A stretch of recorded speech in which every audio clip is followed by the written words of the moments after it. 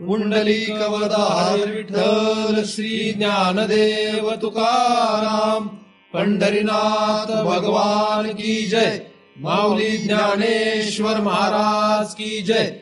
जगद्गुरु तुकाराम महाराज की जय. सद्गुरुनाथ भगवान की जय. हरि ओम तत्सत.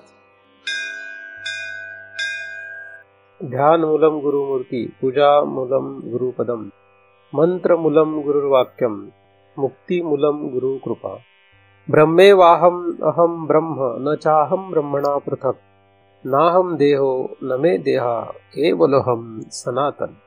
या ठिकाणी आपण सर्वजण नेहमीप्रमाणे दृग्दृश्य विवेक या ग्रंथाचा अभ्यास करण्यासाठी एकत्रित जमलेलो आहोत.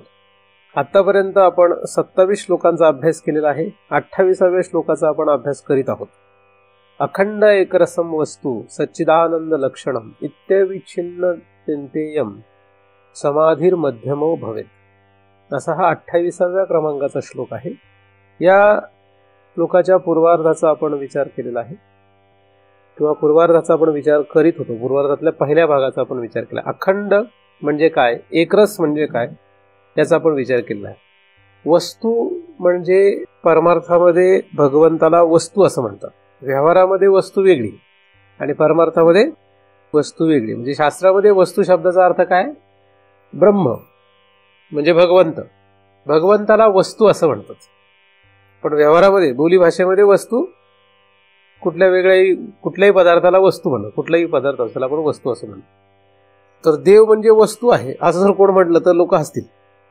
ज्यांना माहीत नाही ते काय करतात, ते हसू शकतात की देव म्हणजे काय, वस्तू थोडीच आहे. माणसाला जर वस्तू म्हटलं तर, म्हणजे वस्तू म्हणजे लोकांना काय वाटतं, निर्जीव पदार्थ. व्यवहारामध्ये वस्तूला निर्जीव पदार्थ समजला तर, म्हणजे टेबल ही एक वस्तू आहे, चादर ही एक वस्तू आहे असं एखादा माणूस. पण हा माणूस एक वस्तू आहे असं म्हटलं तर लोक मग हसतील, कारण ते त्यांना माहीत नाही की वस्तू म्हणजे काय. तर या ठिकाणी हा वस्तू जो शब्द आलेला आहे तो वस्तू शब्द व्यवहारामध्ये ज्याला वस्तू समजतात त्यासाठी नसून वस्तू म्हणजे भगवंत या अर्थाने आहे. वस्तू हा शब्द भगवंतासाठी वापरला जातो. तर वस्तू या शब्दाचा विचार करायला काही हरकत नाही थोडासा.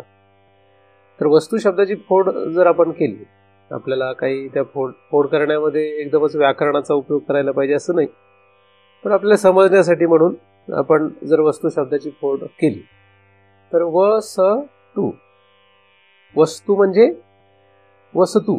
वस्तू जर म्हटलं तर काय, जे वसत, जे सर्वत्र वसत ती वस्तू. वसणार, वस्तू म्हणजे काय, जे वसत. कुठे वसत, जे सर्वत्र वसत त्याला वस्तू असं म्हणतात. सर्वत्र वसणार वस्तू म्हणजे काय, सर्वत्र वसणार जे काही असेल ते त्याला वस्तू असं म्हणायचं. देव हे एकमेव पदार्थ असा आहे की सर्वत्र तो वसतो. तो सर्वत्र वसतो म्हणून त्याला वस्तू असं म्हणतात. त्याला काय म्हणायचं, वस्तू असं म्हणायचं. तर वस्तू म्हणजे सर्वांच्या ठाई वसणार, सर्वांच्या ठिकाणी राहणार, त्याला म्हणायचं वस्तू.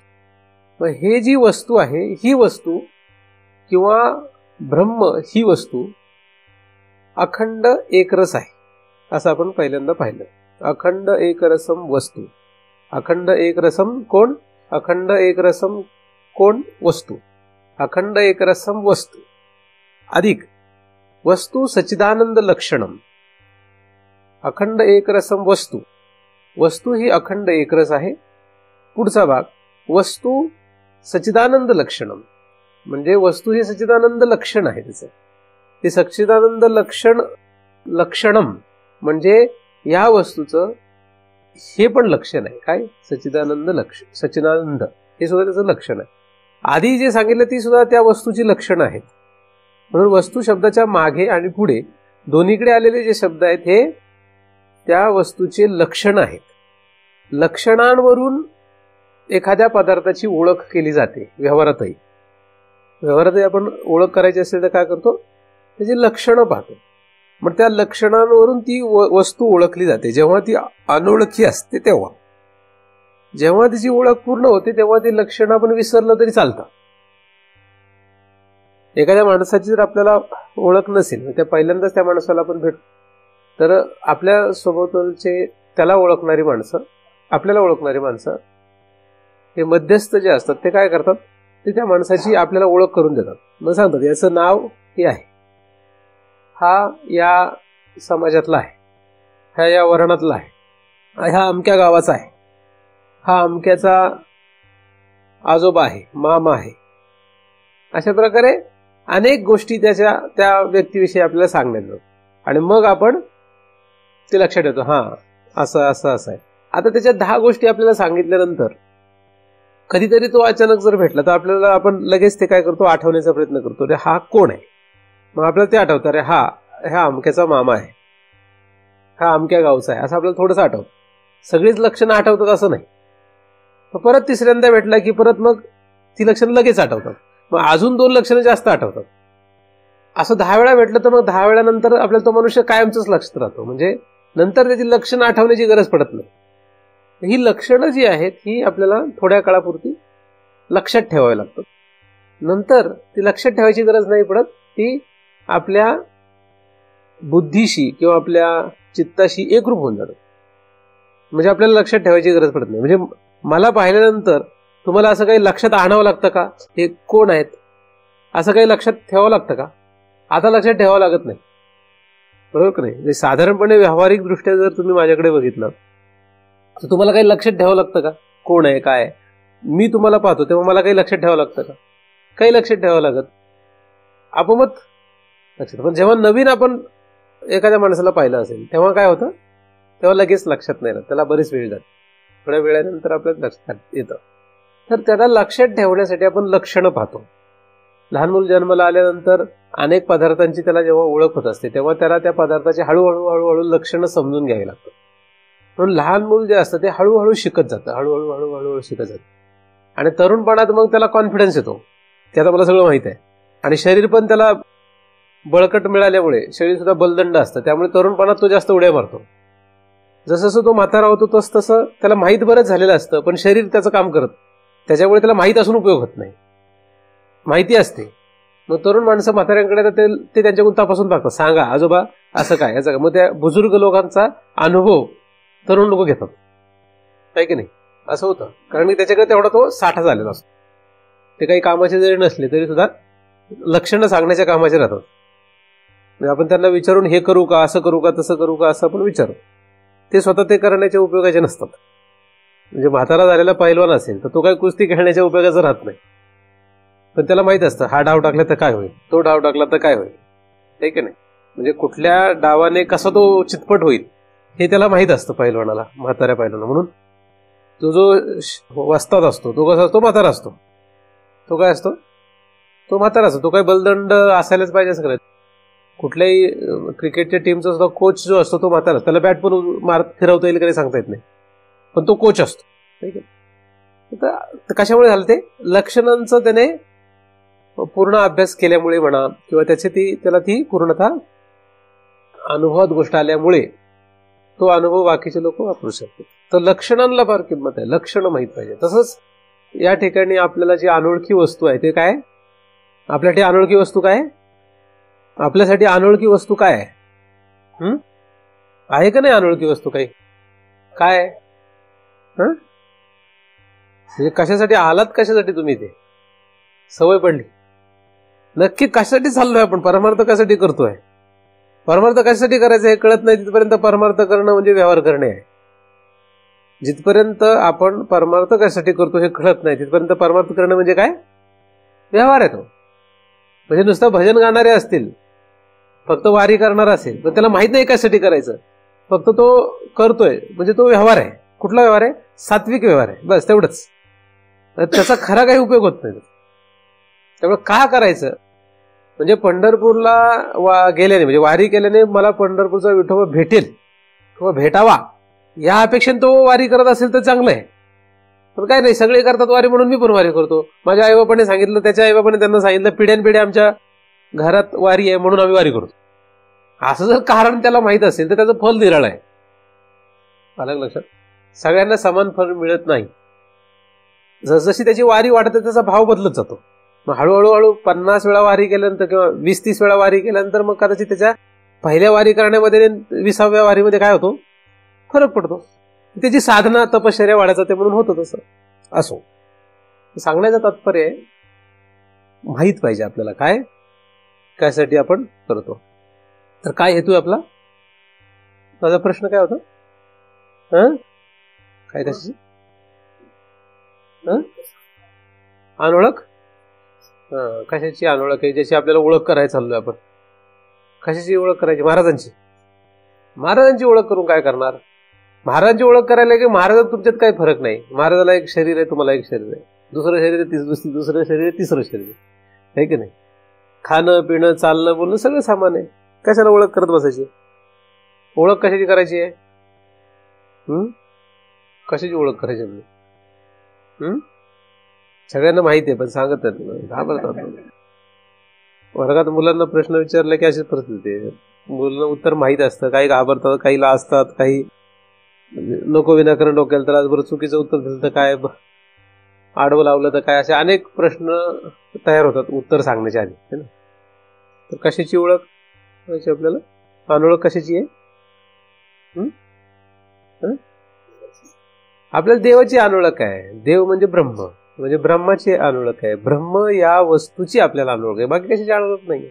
आणि देवाच्या अनोळखीपोटी वारीला गेला, देव सापडतोय का किंवा देव भेटतो का या इच्छेने वारीला गेला असं सापडणारा मनुष्य कमी असतो. वारीमध्ये तुम्हाला 100 माणसं भेटली, 100 माणसांना तुम्ही विचारलं तर कदाचित एखादा मनुष्य असा असेल की जो त्याला विचारलं वारी का करतो, तो सांगेल मी देवाच्या प्राप्तीसाठी वारी करतोय, किंवा देवाला मला शोधायचंय, किंवा देव सापडला पाहिजे. बरं, वारीचं तर निराळी गोष्ट आहे, ते खरंच तिकडे देवाला, ते त्या देवाला पाहायला चालले असतात जे पंढरपुरात प्रतीक म्हणून ठेवलेलं आहे. तर त्या देवाला पाहिलं जातात. त्याच्यावेळी तुम्ही एखादं भजन करणारा ग्रुप असेल एखादा, त्यांच्यातल्या एकाला थांबवा आणि 2-2 मिनिट म्हणा, म्हणजे मधल्या चहाच्या वेळेत मध्ये नका थांबू. चहाचा एक टाइम असतो मध्ये, भजनाच्या मध्ये असतो ना. तर त्यावेळेस म्हणायचं एक माझा प्रश्न आहे, तर तुम्ही हे जे भजन गाते का गाता बाबांनो, असं उत्तर द्या म्हणायचं, आहे की नाही. तर मला असं वाटत नाही की एकही त्यातला मनुष्य असं सांगेल की हे आम्ही जे भजन गातो ते देव शोधण्यासाठी गातो, म्हणजे हे भजन गायल्याने मला देव शोधता येईल असं कोणाला वाटतं ना. असं कदाचितच कोणी असेल, आलं लक्षात. म्हणजे हे गातात, चांगले गातात, चांगल्या शुद्ध भावाने गाणारी पण आहेत, चढाओढीने गाणारी पण आहेत, सवय लागली म्हणून गाणारी पण आहेत, वेळ जात नाही म्हणून गाणारी पण आहेत. असे वेगवेगळ्या प्रकारचे गाणारे लोक आहेत. म्हणजे इथपासून तिथपर्यंत सगळ्या प्रकारचे गाणारे लोक आहेत. पण कदाचित इथपासून तिथपर्यंत सगळ्या प्रकारच्या या भजन गाणाऱ्यांना कदाचित ह्या प्रश्नाची घेणं देणं नाहीये. कुठल्या, की आपल्याला देवाची अनोळख आहे म्हणून माते नेणोनी या भजन ते वायाची गाणे आण, ते वाया जातं. आता हे यांना जर सांगितलं तर हे काय म्हणतील, तुम्ही शहाणे झाले, आम्हीच मूर्ख आहोत, आहे की नाही. म्हणून यांना म्हणायचं वा काय गातोस असं म्हणायचं, बरं वाटतं. मग ते पण आपल्याला चहा देतात, आपण चहा प्यायचं, बरं राहायचं, गप राहायचं, काय ना, आहे की नाही. कशाला वाद करायचा आहे.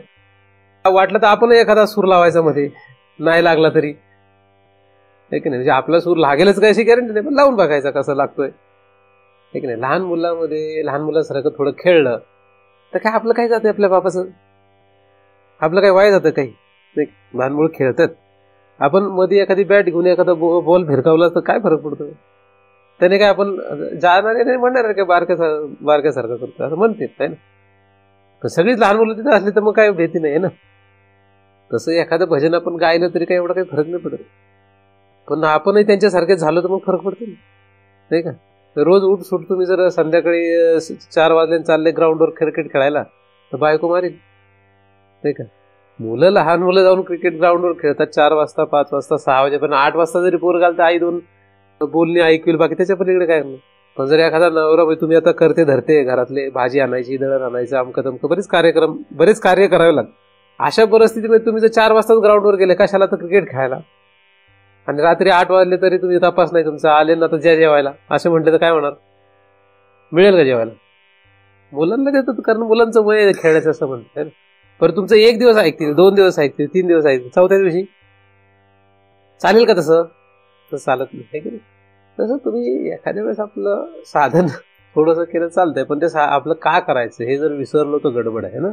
तर साधनं खूप आहेत, साधनांचा आपण तिरस्कार नाही करत. साधन आणि त्या साधनामध्ये अधिकारी असणाऱ्या लोकांचा आपण तिरस्कार करत नाही, परंतु आपल्याला काय करायचं हे ठरवून आपल्याला पुढे जाणं अपेक्षित असतं, आहे की नाही. तर तुम्ही क्रिकेट खेळायला गेले नाही, ग्राउंडवर तुम्ही गेले नाही म्हणजे तुम्ही काय तिरस्कार करता काय. लहान मुलं घरामध्ये काहीतरी लहान मुलांचा खेळ खेळतात, आपण ते खेळ खेळलो नाही म्हणजे त्यांचा तिरस्कार करतो काय. नाही, त्याच्यात आपण बसलो 2 मिनिट तरी काय आपण त्यांच्यामध्ये रममाण होतो काय, किंवा व्हायला पाहिजे काय. नाही होत, नाही व्हायला पाहिजे. त्याचबरोबर साधनांमध्ये जी तफावत आहे, साधनांमध्ये जो गोंधळ आहे, साधनांमध्ये जे वेगवेगळेपण आहे ते असणं साहजिक आहे. त्याच्यामध्ये काही आपण वाईट भूमिका धारण करण्याची काही कारण नाही, तिरस्कार म्हणा किंवा अवहेलना कोणाची, असं काही कारण नाही. पण आपल्याला काय करायचं हे कळणं गरजेचं आहे. परमार्थामध्ये सगळ्यात महत्वाची गोष्ट असते की देवाची अनोळख हा आपला काय परमार्थाचा प्रमुख मुद्दा आहे. प्रमुख मुद्दा काय? अनोळख. प्रमुख मुद्दा आहे अनोळख. कोणाची? देवाची अनोळख. तर देवाची ओळख म्हणजेच परमार्थ. तर देवाची ओळख करायची असेल तर लक्षणं पाहिजेत. लक्षणं पाहिजेत तर ती लक्षणं काय त्याचा इथं विचार आहे. देवाच्या ओळखीसाठी जी लक्षणं लागतात त्यांचा इथे काय, इथे विचार आहे. तर तुम्ही कुठलंही साधन करा, पण साधन करताना लक्षात काय ठेवायचं, आपल्याला कशासाठी करायचं ते, ह्याच्यातून देवाची ओळख होते का ते बघू, त्यासाठी प्रयत्न करायचा. बाकी काही कारणाने करायचं नाही. असं जर केलं तर ते कुठलंही साधन असलं तरी ते पुढे तुम्हाला त्या दिशेने घेऊन जाईल, कुठलंही साधन असो. आणि जर त्या साधनाने होणार नसेल तर तुमचं साधन गळून पडेल, ते राहणार पण नाही. आपोमत ते साधन तुमचं गळून पडेल, आपोमत. असा जर हेतू राहिला, नाहीतर वयाचे 80 वर्ष झाले तरी वारीमध्ये गुंतून पडेल, असं पण, किंवा भजनात गुंतून पडेल, त्याच्यातून बाहेर निघू शकत नाही, कारण त्याला तो हेतू लक्षात येत नाही. तर भगवंत म्हणजे वस्तू, ब्रह्म म्हणजे वस्तू. तर ब्रह्म या वस्तूचा शोध हा आपला हेतू आहे.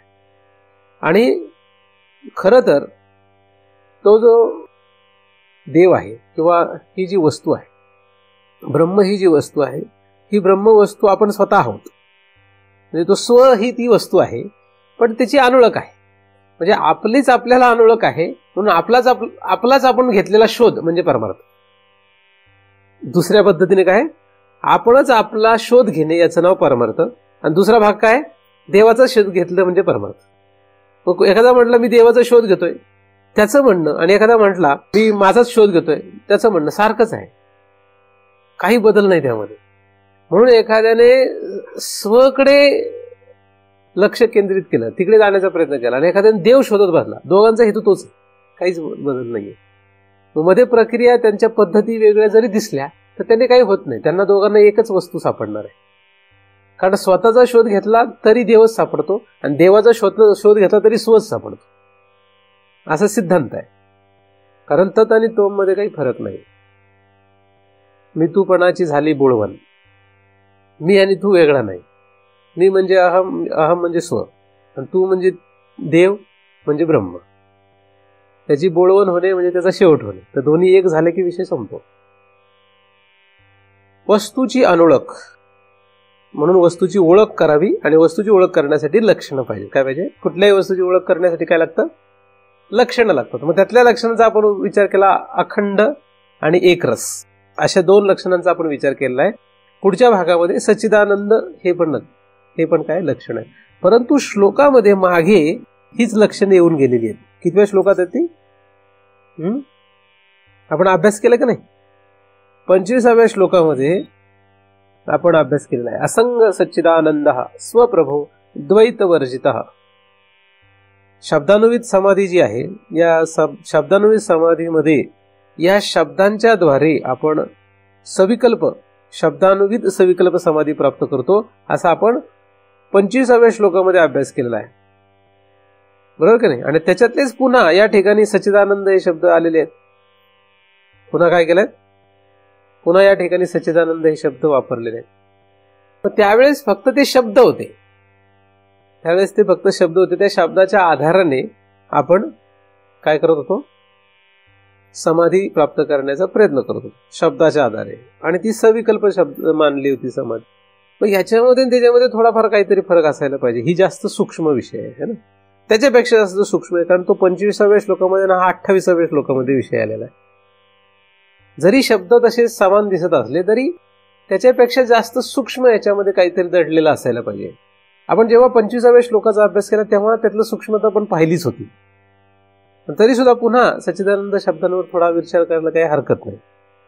तर सतरूप, चिद्रूप आणि आनंदरूप असे हे 3 त्या भगवंताचे काय आहेत, लक्षण आहेत. तुम्ही ठरवून घ्या की भगवंत किंवा स्व काही ठरवून घ्या, पण त्याला एकाला धरून चालावा. त्याचे जे लक्षण आहेत ती काय आहेत, ही 3 लक्षणं आहेत. कारण एखाद्याला उपासना आवडते, त्यामुळे जास्तीत जास्त लोकांना उपासना आवडते. म्हणून मी आणि देव असा तो भाव असतो. आणि म्हणून तो देव जो आहे तो सद्रूप आहे, चिद्रूप आहे, आनंदरूप आहे असं लक्षात घ्यायला काही हरकत नाही.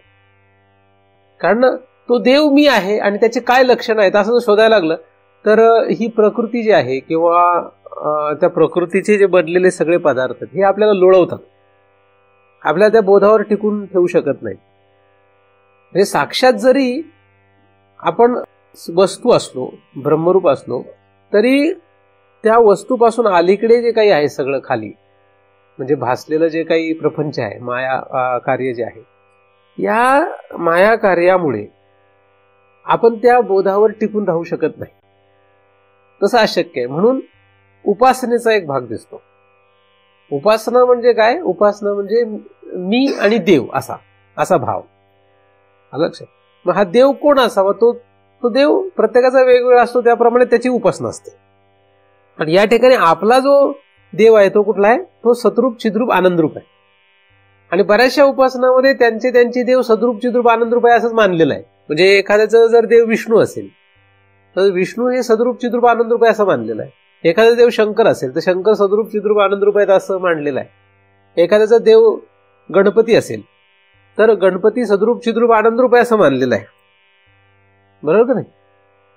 तर त्या उपासकांनी आपापले देव तद्रूप आहेत असं मानलेलंच आहे.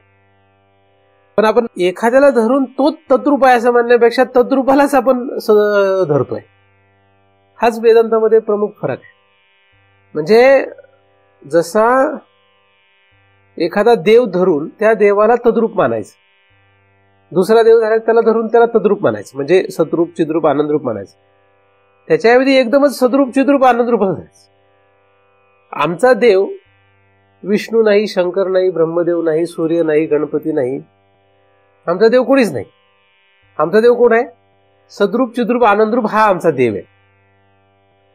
मग यांचा देव म्हणजे एखाद्याचा देव समजा विष्णू असेल तर मग यांचा देव जो आहे तो सद्रूप, चिद्रूप, आनंदरूप आहे. असू देत ना, आम्ही कुठे नाही म्हटलं, त्याला काही हरकत नाही. आपल्याला फरक लक्षात येतो काय आहे, तर जेव्हा वेदांतामध्ये प्रवेश होतो तेव्हा वेदांतामध्ये एकदमच सद्रूप, चिद्रूप, आनंदरूपाकडे पाहिलं जातं.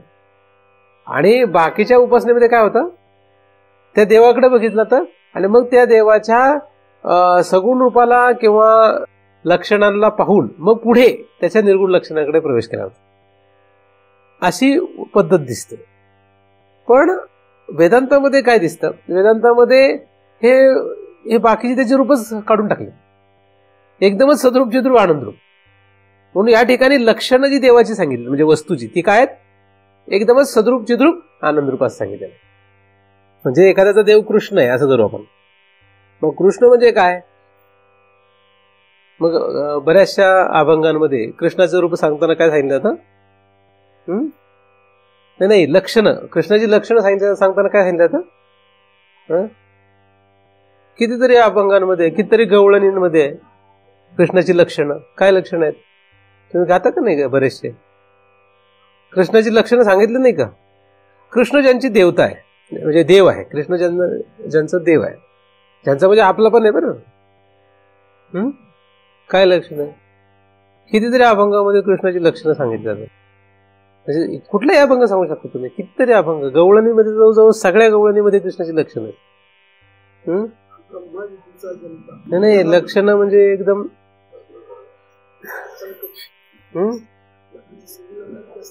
तुम्ही वेदांत ऐकायला बसल्यामुळे तुम्ही ते शोधताय की वेदांताला जुळणारी काही लक्षणं सापडताय काय. मी तुम्हाला कृष्णाची लक्षणं विचारतोय, आहे की नाही? पण तुम्ही मला ते शोधताय की कुठं वेदांत पर काही लक्षणं सापडतात का? कृष्णाची लक्षण आहे मनमोहन मुरलीवाला. काय लक्षण आहे? मनमोहन मुरलीवाला नंदाचा अलबेला, हे त्याची लक्षण आहेत. नाहीये का तो? आहे. असे किती, आता किती अभंग आहेत असे, आणि किती लक्षण आहेत? हातामध्ये काठी, खांद्यावर घोंगडी, विना कुठला लाय खांद्यावर? कृष्णाने कधी विना घेतलेला ऐकलाय का? कृष्णाच्या खांद्यावर विना नाहीच कधी. घोंगडी नंतर, आणि यमुना तटी खेळ खेळतो, अशी किती लक्षणं शोधता येतील? भरपूर लक्षण आहे. आणि या लक्षणांना धरून किती लोक उपासना करतात? भरपूर आहे. याच कृष्णाचे लक्षणं शोधत शोधत शोधत तुम्ही गेले तर त्याच कृष्णाची एका ठिकाणी लक्षणं काय सापडतात? आता तुम्ही म्हणता तसे लक्षणं सापडतात. काय? कानया रे जगजेठी, कानया रे जगजेठी. आता हे तुकोबांनी लक्षण सांगितलंय. जगजेठी हे त्याचं लक्षण आहे. ज्येष्ठ आहे म्हणजे जगामधला तो सर्वश्रेष्ठ आहे. तर अशा प्रकारे लक्षणं जे असतात त्या त्या देवाची लक्षणं सांगत मग ज्याला जे पडतं ज्याच्या जसं आधाराने तो तिथपर्यंत जाण्याचा प्रयत्न करतो. तर ही एक पद्धत आहे. कृष्ण असो, राम असो, गणपती असो, अमके तमके बरेच असं मोठी रांग असते. आणि प्रत्येकाचे देवाची लक्षणं तसतशी सांगण्यात आलेली आहे. पण मग जवळजवळ बरेचसे लोक खालच्या लक्षणांमध्ये रममान राहतात, मरतात. कुठे मरतात? कुठे मरतात? तसं बरेचसे लोक त्यांना वाटतं की हा आपला जो देव आहे कृष्ण तो वैकुंठातून आलाय आणि वैकुंठाधिपती आहे, बस तिथे त्यांचा विषय संपतो. त्यांना मग सतरूप चिद्रूप आनंदरूप आणि सचिद्रूप चिद्रूप आनंदरूप म्हणजे काय इथपर्यंत त्यांचा प्रवास होत नाही. म्हणून कृष्ण त्यांना उपयोगाला येत नाही. कृष्ण त्यांना तेवढाच उपयोगाला येतो. तर लक्षणं जी आहेत वस्तूची, ती वस्तू काय? कृष्ण ही एक वस्तू आहे. कृष्ण ही काय वस्तू आहे? राम ही एक वस्तू आहे, गणपती ही एक वस्तू आहे, शंकर ही एक वस्तू आहे. सगळ्या असे काय वस्तू आहेत त्या. त्या वस्तूचं लक्षण काय? त्या लक्षणांच्या आधारे त्याला शोधायचा प्रयत्न करतात. आणि जितकं आपण त्या लक्षणांच्या द्वारे त्या वस्तूकडे आत प्रवेश करतो तितकं त्यातले आपल्याला अजून गुढ कळत जात.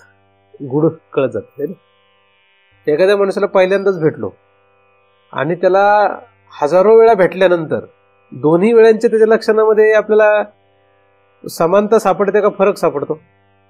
फरक सापडत जातो. लक्षणांमध्ये काय होतं? अजून सूक्ष्म कळायला लागतं. म्हणजे तो माणूस आपल्याला अजून नीट कळायला लागतो. हा काय आहे? काय होतं? हा काय आहे कळत जायला लागतं. गॅरंटी नसते कळत जायला. आता एखादा नवरा आणि एखादा बायको आहे, त्यांचं लग्न झालं वयाचे समजा 20व्या-25व्या वर्षी काहीतरी लग्न झालं. आता समजा ते म्हातारे झाले, वय झालं त्यांचं 50-55 वर्ष, तर 60-65 वर्ष असं काहीतरी झालं. गॅरंटीने त्यांना सांगता येईल का की त्या बायकोला त्याने पूर्णपणे जाणलं किंवा त्या नवऱ्याला तिने पूर्णपणे जाणलं असं म्हणता येईल का? पूर्णपणे जाणलं म्हणजे सगळी लक्षणं तिची किंवा त्याची मी ओळखली, जास्त ओळखली असेल पण पूर्ण ओळखली असं म्हणता येईल का? एखाद्याचं म्हणजे तुमचं सांगा तुम्ही की तुम्हाला असं म्हणता येईल की मी पूर्णपणे ह्या बाईला, ह्या नवऱ्याला म्हणजे बायकोला किंवा नवऱ्याला ओळखलं असं म्हणता येईल? अजून तुम्हाला तपास नाही कितीतरी लक्षणं गुप्त आहेत, सापडत नाही, ते सापडू शकत नाही. जर माणूस म्हणजे ही एक वस्तू आहे ना, त्या वस्तूची लक्षणं शोधणं जर त्याचा थांग लागत नाही, त्याचा थांग लागत नाही. या कृष्णाचा काय थांग लागायचा आपल्याला? रामाचा काय थांग लागणार आहे? जो तर आता उपलब्धच नाही. आपल्यासोबत उपलब्ध असलेल्यांचा थांग पत्ता लागत नाही, तर कृष्णाचा थांग पत्ता लागणं किंवा रामाचा थांग पत्ता लागणं हे किती अवघड आहे. अवघड आहे ना. म्हणून ह्या वाटेने शक्यतो जाऊ नये, वेदांताच्या नादाला लागावं आणि काय करावं, डायरेक्ट सच्चिदानंद लक्षणाकडे यावं. आमचा कृष्ण नाही, राम नाही, कुणीच नाही. जेथून हे अवतार कृष्णाधिक तिकडे आमचं लक्ष आहे असं ज्ञानेश्वर महाराजांनी म्हटलंय. 10व्या अध्यायामध्ये सांगितलंय. 10व्याच का 11व्या? जेथून हे अवतार कृष्णाधिक असं कृष्णच म्हणतो. कृष्णच काय म्हणतो? जेथून कृष्णाधिक आले असं ज्ञानेश्वरांनी लिहिलंय ज्ञानेश्वरीमध्ये. पण असं म्हणतंय कोण?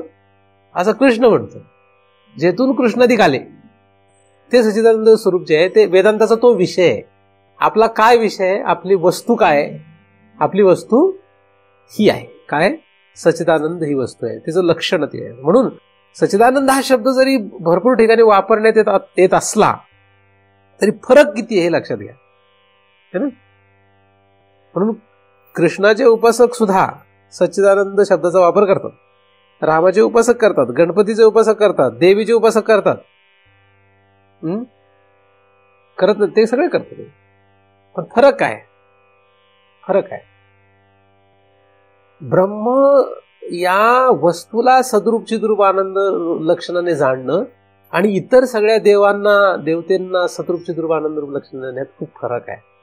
हा सूक्ष्म भेद वेदांतात खऱ्या रीतीने उतरल्यानंतरच लक्षात येऊ शकतो, तिथपर्यंत लक्षात येऊ शकत नाही.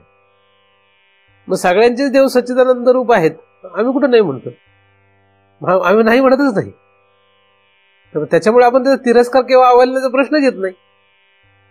म्हणजे एखादा कृष्णाच्या माध्यमातून जर निघाला तर कृष्णाला सोडून सच्चिदानंदापर्यंत गेला तरच उपयोग आहे की नाही.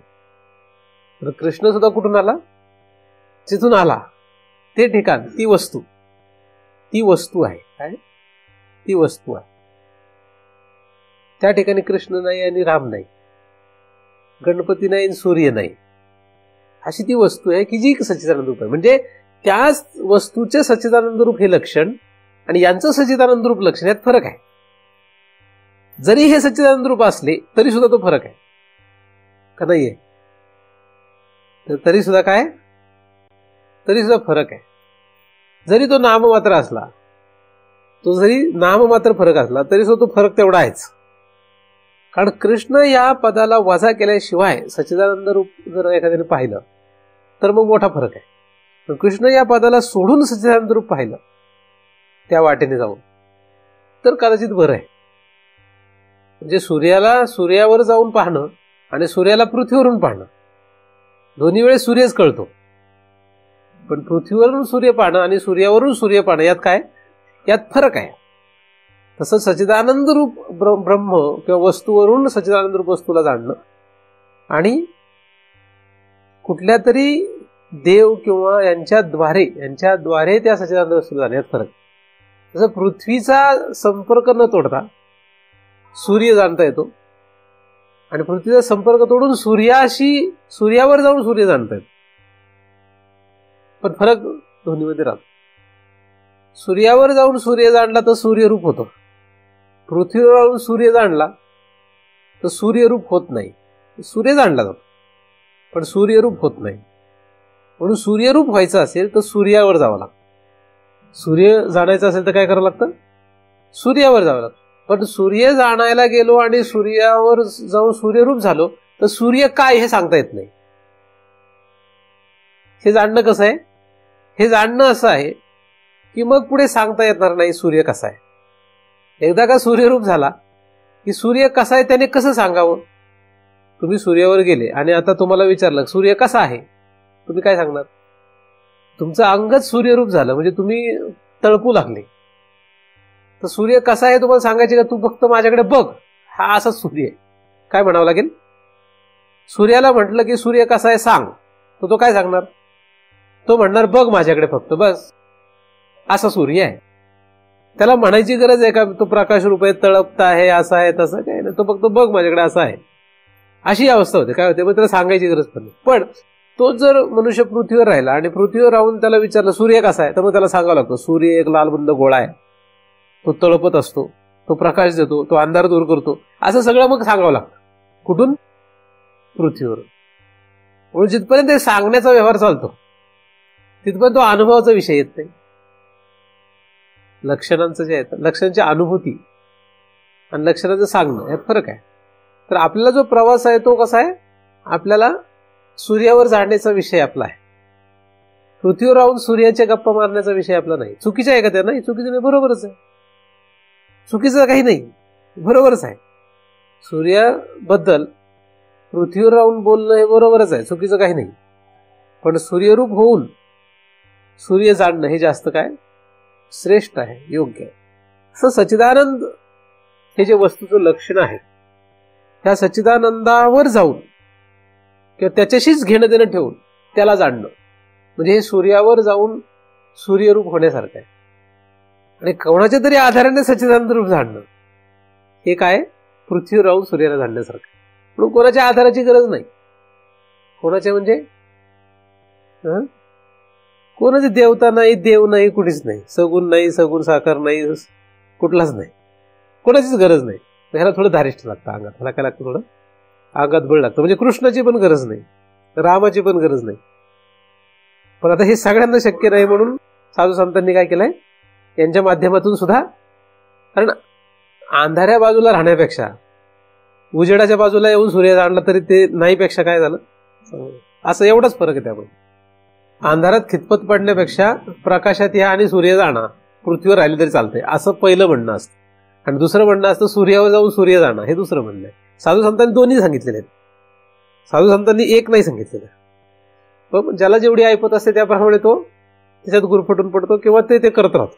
मग तो जितका काळ करेल, जितके जन्म करेल तितका तो करत राहतो. तर सच्चिदानंद ही लक्षणं जी आहेत ती कोणाची आहेत?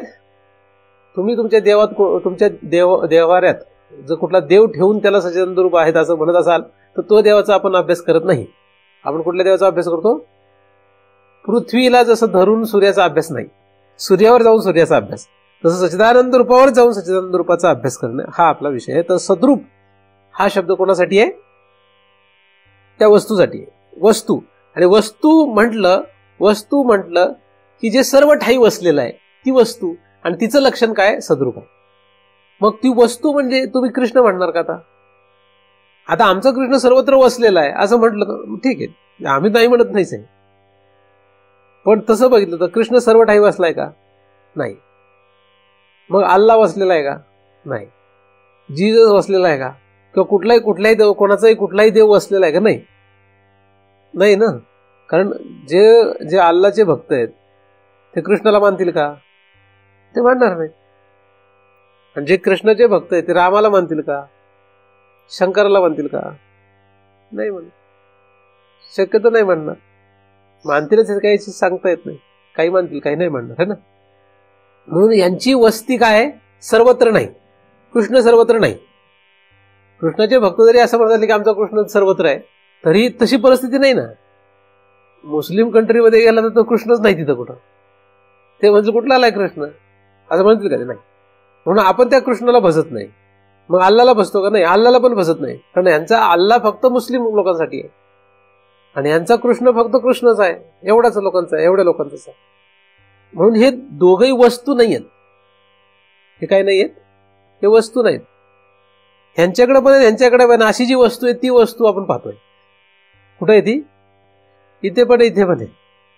म्हणजे अल्लामध्ये पण आहे आणि कृष्णामध्ये पण आहे, पृथ्वीमध्ये पण आहे, सूर्यामध्ये पण आहे, आकाशात पण आहे, पाण्यात पण आहे. अशा रीतीने सर्वत्र ज्याची वस्ती आहे त्याला तुम्ही अल्लाह म्हणता तो तुमचा प्रश्न आहे, आमचा नाही. त्याला तुम्ही कृष्ण म्हणता हा तुमचा प्रश्न आहे, आमचा प्रश्न नाही. आम्ही त्याला कृष्ण म्हणत नाही, आम्ही त्याला अल्लाह म्हणत नाही, आम्ही त्याला वस्तू म्हणतो. काय म्हणतो? वस्तू. आणि आमची वस्तू कुठे राहते? तुमच्या अल्लाहतही राहते आणि तुमच्या कृष्णातही राहते. म्हणून आम्ही कृष्ण आणि अल्लाहचा भेद मानत नाही. म्हणून आम्ही भेदरहित आहोत. आम्ही भेदभाव करत नाही. असं म्हणून तुम्ही जर उद्या अल्लाहच्या लोकांविषयी भांडण करायला लागले आणि आमचा कृष्ण कृष्ण करून ओरडायला लागले तर तुम्ही भेदभाववाले लोक आहेत. आमच्याकडे तुमचं काही काम नाही. तुम्ही त्या वर्गातले, वेगळ्या वर्गातले, हे की नाही. तर भेदवाले लोक आपण नाही. म्हणजे आपण नाही म्हणजे मी म्हणतोय असं, तुमचं मला माहित नाही. आपण मी आदरार्थी मला म्हटलं. तर भेद नाही म्हणजे काय? वस्तू म्हटलं की भेद नाही. वस्तू म्हणजे सर्वत्र. वस्तूचा अर्थ काय? जे सर्वत्र वसतं. मग सर्वत्र वसतं, मग स्त्रीमध्ये वसतं का? हो, स्त्रीमध्ये, पुरुषामध्ये, जनावरामध्ये. तुम्हाला काय दिसतंय ते सांगा मला, काय दिसत नाही ते सांगा. ते सगळ्यात जे वसतं त्याला म्हणतात वस्तू. तुम्हाला जे दिसतंय, तुम्हाला जे दिसत नाही, त्या सगळ्यात वसणारी जी वस्तू आहे, जी गोष्ट आहे तिला वस्तू असं म्हणतात. आणि या वस्तूचा आपण विचार करत आहोत हे पहिल्यांदा लक्षात आलं पाहिजे. आणि त्याची लक्षणं आपण शोधत आहोत. त्याची लक्षणं इथे सांगितली. म्हणून हा ग्रंथ जो आहे तो हिंदूंचा नाही, हा ग्रंथ मुस्लिमाचा नाही, हा ग्रंथ ख्रिश्चनाचा नाही किंवा कोणाचाच नाही. हा कोणाचाही ग्रंथ नाही. म्हणजे कुठं लिहिलंय का याच्यात? किती श्लोक असतील याच्यात? एक किती श्लोक आहेत? 31 श्लोक आहे ना. 31 श्लोकामध्ये कुठं लिहिलंय का असं? म्हणजे मला तरी आतापर्यंत काही सापडलेलं दिसत नाही. कुठे लिहिलंय का असं? पहिल्या श्लोकात, दुसऱ्या श्लोकात असं काही लिहिलंय का की अल्लाला नमन किंवा विष्णूला नमन असं काही लिहिलंय पहिल्या श्लोकामध्ये? कारण आपण विसरून गेलो तर पहिला श्लोक पण. आठवतोय का पहिला श्लोक? पहिला श्लोक आठवतो का? नाही आठवत. मला आठवतंय का? मला तरी आठवेल का? रूपम दृश्यम लोचनम दृक् तद दृश्यम दृक्तु मानसम दृश्याधिवृत्तया साक्षी दृगेव न तर दृश्यते. कुठं राम आहे, कुठं कृष्ण आहे, कुठं अल्ला आहे, कुठं जिजस आहे, काय आलं? हे सगळे शब्द जे येते काय हे कुत्र्याला, मांजऱ्याला, सगळ्यांना आहेत ते शब्द. काय हे शब्द कोणाला आहेत? सगळ्यांना शब्द ते. रूप, दृश्य, लोचन, डोळे. वाघाला असतात का? वाघाला असतात, माकडाला असतात, माणसाला असतात, देवादिकांना पण असतात, सगळ्यांना असतात. कुठंच नाही ना ते. तिथून पुढे सगळीकडे कुठेही काही शब्द वापरलेले आढळत नाहीत. म्हणून हा ग्रंथ एक चांगला ग्रंथ आहे आपल्यासाठी, आहे ना? दृक मात्र. दृक म्हणजे देव. दृक म्हणजे काय? दृक म्हणजे देव. आणि सर्व दृश्याच्या ठिकाणी जे दृक राहतं ते दृक जे आहे ती वस्तू आहे आपली. त्याचा अभ्यास आपण या ग्रंथामध्ये करीत आहोत. किंवा एखाद्या ग्रंथाच्या ठिकाणी जरी एखाद्या देवाला उद्देशून काही नमन असलं तर त्याने काही फरक पडत नाही. ती परंपरेमध्ये त्या असतो म्हणून त्याचं आपण उदवतो, पण त्याने काही होत नाही. पण त्या देवाचं स्वरूप साक्षात काय हे जर जाणलं तर काही फरक पडत नाही. मग तो अल्लाचा भक्त असो का विष्णूचा भक्त असो, कृष्णाचा भक्त असो का शंकराचा भक्त असो, त्याने काही होत नाही. पण त्या देवाच्या साक्षात रूपापर्यंत त्याने पोचणं अपेक्षित. आलं लक्षात? म्हणजे कृष्णाचा एखादा भक्त असला तरी चालतो, पण तो कुठे गेला पाहिजे? त्या कृष्णाच्या स्वरूपापर्यंत कृष्ण हे पद सोडून पोचला पाहिजे, तर तो उपयोगाला येईल. मग तो अल्लाचा भक्त असला तरी तसंच आहे. हा कृष्णाचा भक्त पोहोचेल का नाही शंका आहे. तसंच अल्लाचा भक्त पोहोचेल का नाही शंका आहे. त्यांना माहीत होईल का नाही, कळलं का नाही, सगळ्यांवरच शंका आहे. सांगताच येत नाही. पण आपण नाही म्हणू शकत नाही, आहे म्हणू शकत नाही. जो पोचला तो पोचला असो. आता ज्ञानदेवांनी पण बऱ्याच ठिकाणी नमन केलंय, काही ठिकाणी असे वेगवेगळे शब्द वापरलेले आहेत. ज्ञानेश्वरीमध्ये लवम नमो जे आद्यावेद प्रतिपाद्या जय जय स्वसंवेद आत्मरूपासने. आता ह्याच्यात कुठल्याही देवाचं नाव नाही खरं. कोणाच कुठल्या देवाचं नाव लिहिलं? कोणाच्याच देवाचं नाव लिहिलं. पुढे जाऊन त्याने सांगितलं की देवा तूच गणेश. मग त्याला तू म्हटलंय, हे लोक ज्याला गणेश म्हणतात वंदनासाठी, तू आहेस ऍक्च्युली. गणेशा तू तो नाहीयेस. त्यांनी उलट केलंय. काय केलंय? देवा तूच गणेशू. हे लोक ज्याला गणेश म्हणतायत ते तू आहेस असं म्हटलंय. आणि हे लोक म्हणतात आमचा गणेश म्हणजे तू आहे. फरक लक्षात काय आहे त्यामध्ये? पण ज्ञानदेवांनी असं स्पष्ट केलेलं आहे. देवच देवी झालाय, देवच देव झालाय, देवच देवता झालाय, नव्हे देवच दगड माती सगळं झालाय, असा बोध आहे. एक बोध. आणि आमचा देव तो आहे, आमची देवी ते आहे, असा एक बोध आहे. चुकीचं काहीच नाही आहे. पण पाहण्याची पद्धत वेगळी आहे. पण या पद्धतीमध्ये चक्र चालू आहे आणि त्या पद्धतीमध्ये चक्र बंद आहेत. एवढा फरक आहे. म्हणजे पृथ्वीवर राहून आणि सूर्यावर जाऊन एवढा फरक असो. एकदा का सच्चिदानंद रूपाला लक्षात घेतलं किंवा सच्चिदानंद रूप वस्तूचं लक्षात घेतलं की मग तो कोणालाही म्हणू देत, मग त्याने कोणालाही मानू देत, त्याने काही होत नाही. कारण त्याला लक्षात आलेलं असतं चराचर जे आहे, चराचर तद्रूप आहे हे त्याला लक्षात आलेलं असतं. त्यामुळे त्याने विष्णूला मांडलं काय, शंकराला मांडलं काय, गणपतीला मांडलं काय, कोणाला मांडलं काय, त्याने काही त्याला फरक पडत नसतो. आलं लक्षात? तर सच्चिदानंद हे जे आहे हे कोणाचं लक्षण आहे? वस्तूचं लक्षण आहे. कोणाचं लक्षण आहे? वस्तूचं लक्षण आहे. वस्तू व्यतिरिक्त कोणाचं लक्षण नाही आहे. ते वस्तू व्यतिरिक्त ते कोणाचंही खरं लक्षण नाहीये. खरं ते वस्तूचं लक्षण आहे. खरं तर कोणाचं लक्षण आहे? ते खरं तर फक्त वस्तूचं लक्षण आहे. आणि न्यायाने बघितलं, न्याय जर बघितला तर वस्तूपासूनच सर्व तयार होऊन त्या सर्व तयार होण्यामध्ये कुठलीही उणीव आलेली नसल्यामुळे सर्वच खाली झालेल्या वस्तू तद्रूप आहेत. म्हणजे मंत्रामध्ये सांगितल्याप्रमाणे ओम पूर्णमदः पूर्णमिदं पूर्णात् पूर्णमुदच्यते पूर्णस्य पूर्णमादाय पूर्णम एव अवशिष्यते. हा आपल्यासाठी नियम आहे, म्हणजे किंवा हा मंत्र आहे. त्यामुळे त्या वस्तूचं लक्षण जर सच्चिदानंद रूप असेल तर त्याच्यापासून निर्माण झालेल्या सगळ्या वस्तू पुन्हा आता ज्या वस्तू नाही त्याला वेगळी नावं तयार झालेली आहेत, तर ती सगळी तद्रूपच आहेत. म्हणून जगामध्ये काय तद्रूप नाही, सगळंच तद्रूप आहे. पण हा अन्वय आहे तो नंतरचा विषय. कारण तुम्ही अन्वय कुठून करायचा हे कळलं पाहिजे ना. अन्वय करण्यासाठी कुठून करायला पाहिजे? अन्वय वस्तूपासून करायला पाहिजे. म्हणजे वस्तू सच्चिदानंद रूप लक्षात घेऊन अन्वय करायला पाहिजे. एखादा कृष्णावर पोहोचला आणि तिथून अन्वय करायला लागला तर चुकला. तो अन्वय कुठून करतोय? एखादा कृष्णावरून करतो, एखादा विष्णूवरून करतो. एखादा अन्वय कुठून करायला लागतो? तो कृष्णावरून करतो, एखादा विष्णूवरून अन्वय करतो. कृष्णावरून किंवा विष्णूवरून अन्वय करून जमत नाही. विष्णूचा जो विष्णू आहे, महाविष्णू, ती वस्तू आहे.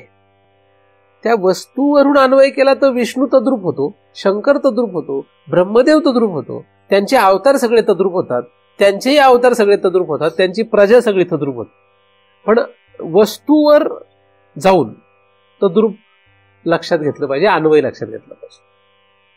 म्हणून हा एवढा मोठा फरक आहे वस्तूमध्ये आणि बाकीच्यामध्ये.